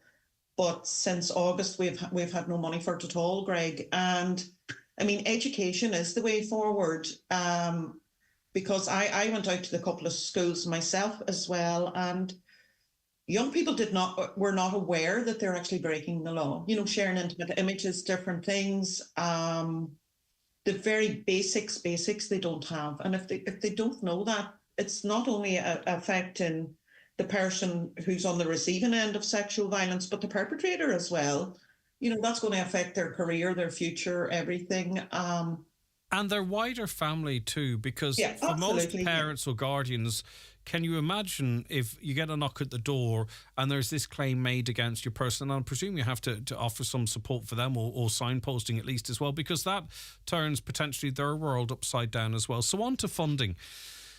You could go to iDonate and donate directly to the Donegal Rape Crisis Centre to support the work with victims, to support some of the programmes we talked of education. And what is the breakdown in terms of the support you get from the state? They should be chucking money at this left, right and centre as far as I'm concerned, but what matter does it what I say? But in terms of the breakdown, like, how then reliant are you also on public funding to help support the services and the supports?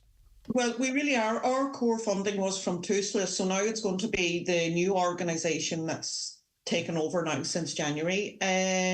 So we had to do major funding applications there just before Christmas, and we don't know our budget for 24 yet. We were meant to find out mid-December. We don't know. So staff are kind of concerned that may have been funded, say, through the toy show. So we don't know now if we have the money to pick up that gap in the funding. We got some money from the Department of Justice, and everything else is small grants applying. So donations and fundraisers really are very, very important for covering the things, because our core funding mainly goes to counselling hours.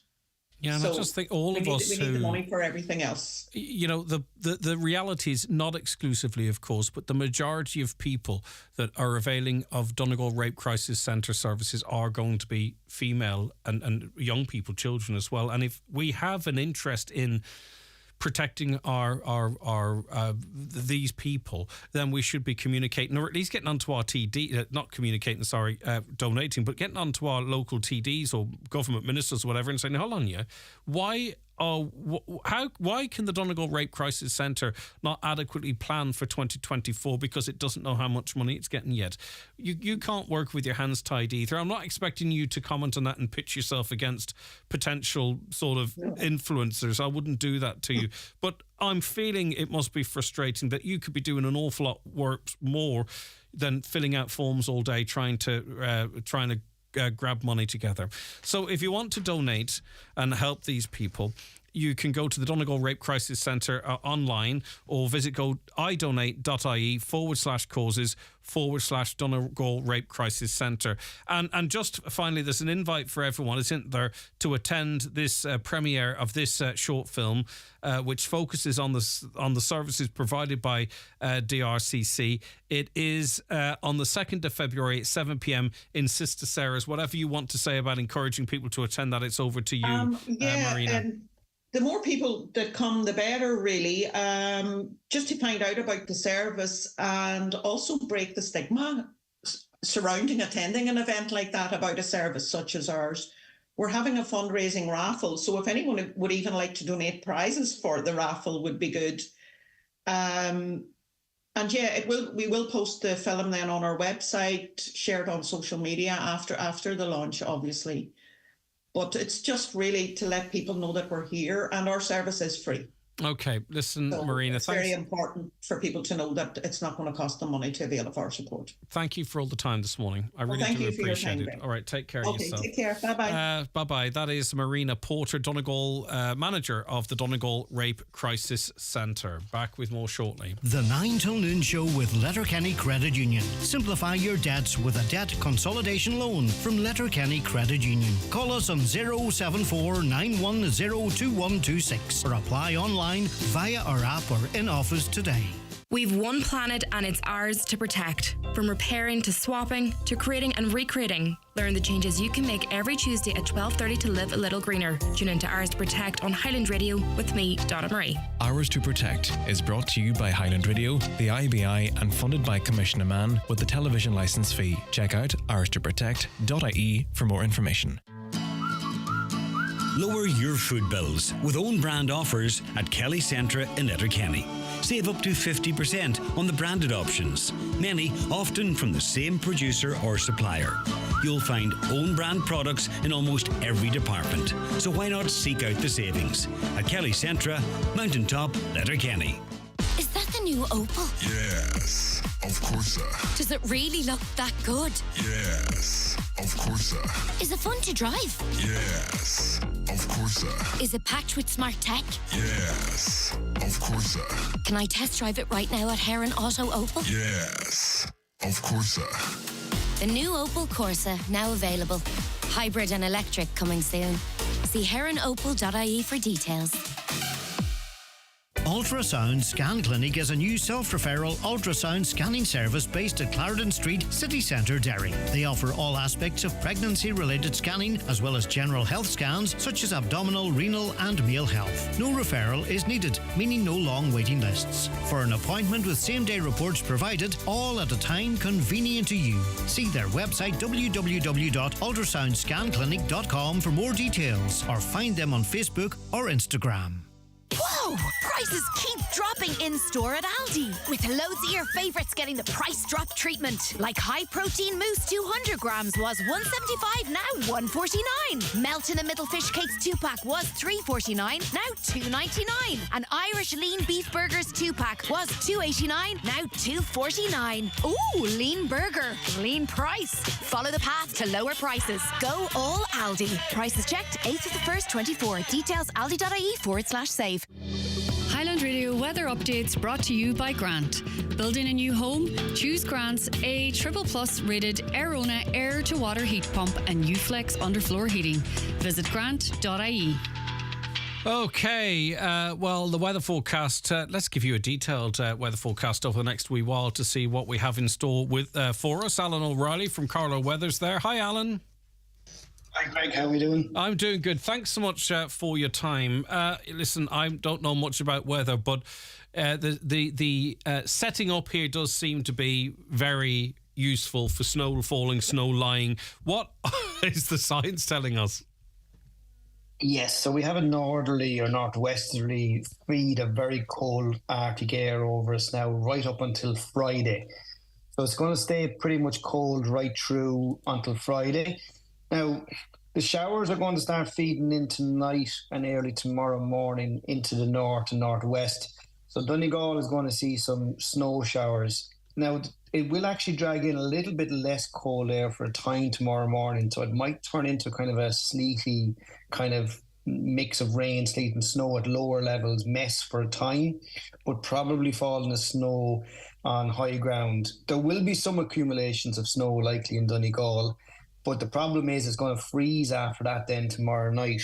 So whether it's rain, sleet or snow that falls, there is going to be likely frost on top of that, which is going to form ice. And then you're going to have more snow showers on Wednesday feeding in again. So it is going to be a tricky few days. I mean, the hardy folks in Donegal are well used to a bit of cold, but it's the ice that's probably going to cause some problems in terms of local roads that aren't gritted. And as I say, there could be a couple of centimetres of snow accumulating, especially on higher ground. And when we talk about higher ground, Alan, we're not necessarily talking the top of Errigal, are we? Higher ground, there's a lot of higher ground in Donegal. Yeah, no, absolutely. You're talking about over probably 150, 200 metres. So that's not particularly high, especially given the landscape that you guys have. So, no, it's just that at lower levels and beside the coast, it may well be rain and sleet, but then any kind of further inland and uplands a little bit, it is likely to fall as snow. But there will be showers primarily, so it'll be hit and miss. So you could leave your house and think, oh, it's grand. And then you're down the road 10 minutes and all of a sudden you start meeting cars with snow on them and wondering where you're heading, and then you hit snow. So it's going to be a bit hit and miss. It's going to be localised. So as usual, local radio will be invaluable and people should try and stay up to date with the weather. There is a yellow weather warning for tonight and tomorrow for snow and ice. There's likely to be more weather warnings, especially for cold temperatures over the next few nights, because as I say, it's really Friday evening before we start to see temperatures rising. But the problem is we're going from maybe nice cold settled weather apart from those showers to very wet and windy weather for the weekend and next week, I'm afraid. Nothing in there that's middling in between. And as you said, Alan, it's not necessarily the amount of snowfall, it's just the fact that it's going to be so cold all of the time that we will see some accumulations, and it might be slow to thaw, and we're going to see quite a bit of it or some of it on higher ground, 150, 200 metres above sea level. Yeah, and as I say, the fact that it's going to stay cold afterwards, so even if there is a little bit of a sleety snow kind of mess on Tuesday, it's going to freeze then, and it's going to continue to kind of maybe slow thaw, freeze. So the icy situation is going to continue until Friday night even. So yeah, it's just easy as you go and stay warm and just make sure that people have enough heating, especially the elderly and the vulnerable in that, because there's not going to be much of an increase in temperatures by day. So, if you don't have the heating, buildings are going to get cold quite quickly. Yeah, for sure. I noticed that myself. Alan, listen, thank you as always for your time. That's Alan O'Reilly there from Carlow Weather. You can check him out on Twitter, Facebook, he's on Threads, everywhere. Okay, so just to keep your eye, as Alan quite rightly said, we're well used to different types of weather up here, but just to keep your wits about you and leave plenty of time, extra time for travelling, because sometimes it's not just the speed that you want to go. There's other drivers in front of you. I saw some overtaken this morning where people obviously were getting impatient behind 3 or 4 vehicles, and you just wouldn't want to be at it. Also too, and I don't own animals, but I do know cats often seek shelter, even if you don't own cats, in cars up under and above wheels. So no harm. You don't want to be responsible for any harm coming to a lovely animal, I would imagine. So no harm, particularly in the urban areas, but not exclusively. Just to check your cars this morning to make sure there's no cats in under the in above the tyres or what have you, because they're also seeking warmth and comfort as well. I live in Donegal, and there are hot tubs at rented houses, and a lot of people using these hot tubs aren't wearing anything. It's not nice, as a lot of people walk the road as it leads to the beach nearby. Okay, that's interesting. Is there a thing, particularly in Donegal, of people skinny dipping in hot tubs? I generally like to wear my shorts in a hot tub, but that's 2 different people now talking about nudists and hot tubs. So we were on about civil registration office as well in Letterkenny, of course. No harm meant to the staff. There's not many of them working really, really hard, but have a lot of work to do between deaths, marriages, and what have you, births. The HSE cannot comment on individual cases or the particular circumstances surrounding them.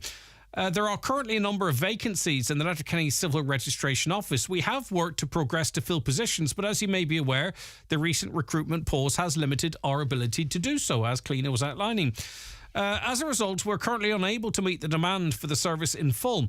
The HSE are working to meet the demand for appointments within current resources available to them.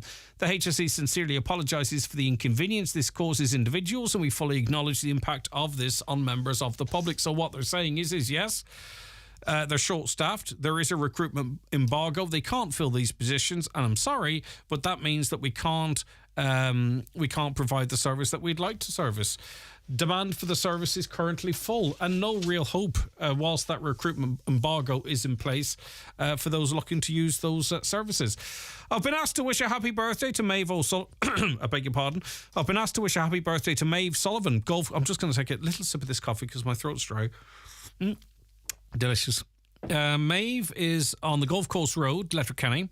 Best wishes to you. Happy birthday from Greg. Lovely name, Greg. Shane, Eugene and Orla, as well as grandchildren Jack, Oscar, Seb, Ethan and Molly. All lovely names. Have a lovely day. I hope you're spoiled rotten. A caller says, I have a stoma bag. I can't go to a decent toilet in Letterkenny or Ballybofey because there are no decent toilets. You need a clean place to empty the stoma bag. Sometimes you have to empty the bag every 15 or 20 minutes. It's a disgrace that there are no decent, clean public toilets in Letterkenny or Ballybofey. If I am able to go out, I have to then think where I could use the toilet if I had to. The only reliable clean toilets are doctors' surgeries. I can't even go for lunch without worrying about the toilets. And that is a reality that I was trying to relate. As the listener earlier on quite rightly pointed out, it can be an issue if you've got children or whatever, but there's lots of people for different reasons that need toilets, pregnancy, I was going to say other conditions, but you know what I mean. Lots of different reasons. Right, okay. A lot of these messages I have here are quite long, and I want to save them for tomorrow. Back to toilets. Toilet facilities in a shopping centre in Galway charge 50 cent accepting card and coin payment. Well, you see, that's a private enterprise. I wouldn't be a fan of paying to go in a private shopping centre. I was talking more about public toilets. Would be people be prepared to pay to pee in public. Driving test disruption today. Some postponed due to the poor weather. Check your centre. It's amazing, isn't it? Teaching people to drive, but they won't test them when it's a bit icy. And then you pass your test and you go out and it could be icy. And what have you done to learn about that? Anyway, thanks so much for your company this last 3 hours. We're back with you tomorrow morning at 9. Have a wonderful Monday. As I say, particularly tonight and overnight, drive carefully, leave plenty of time, space, defrost your windows and all that malarkey. Just be safe. Chat to you tomorrow at 9.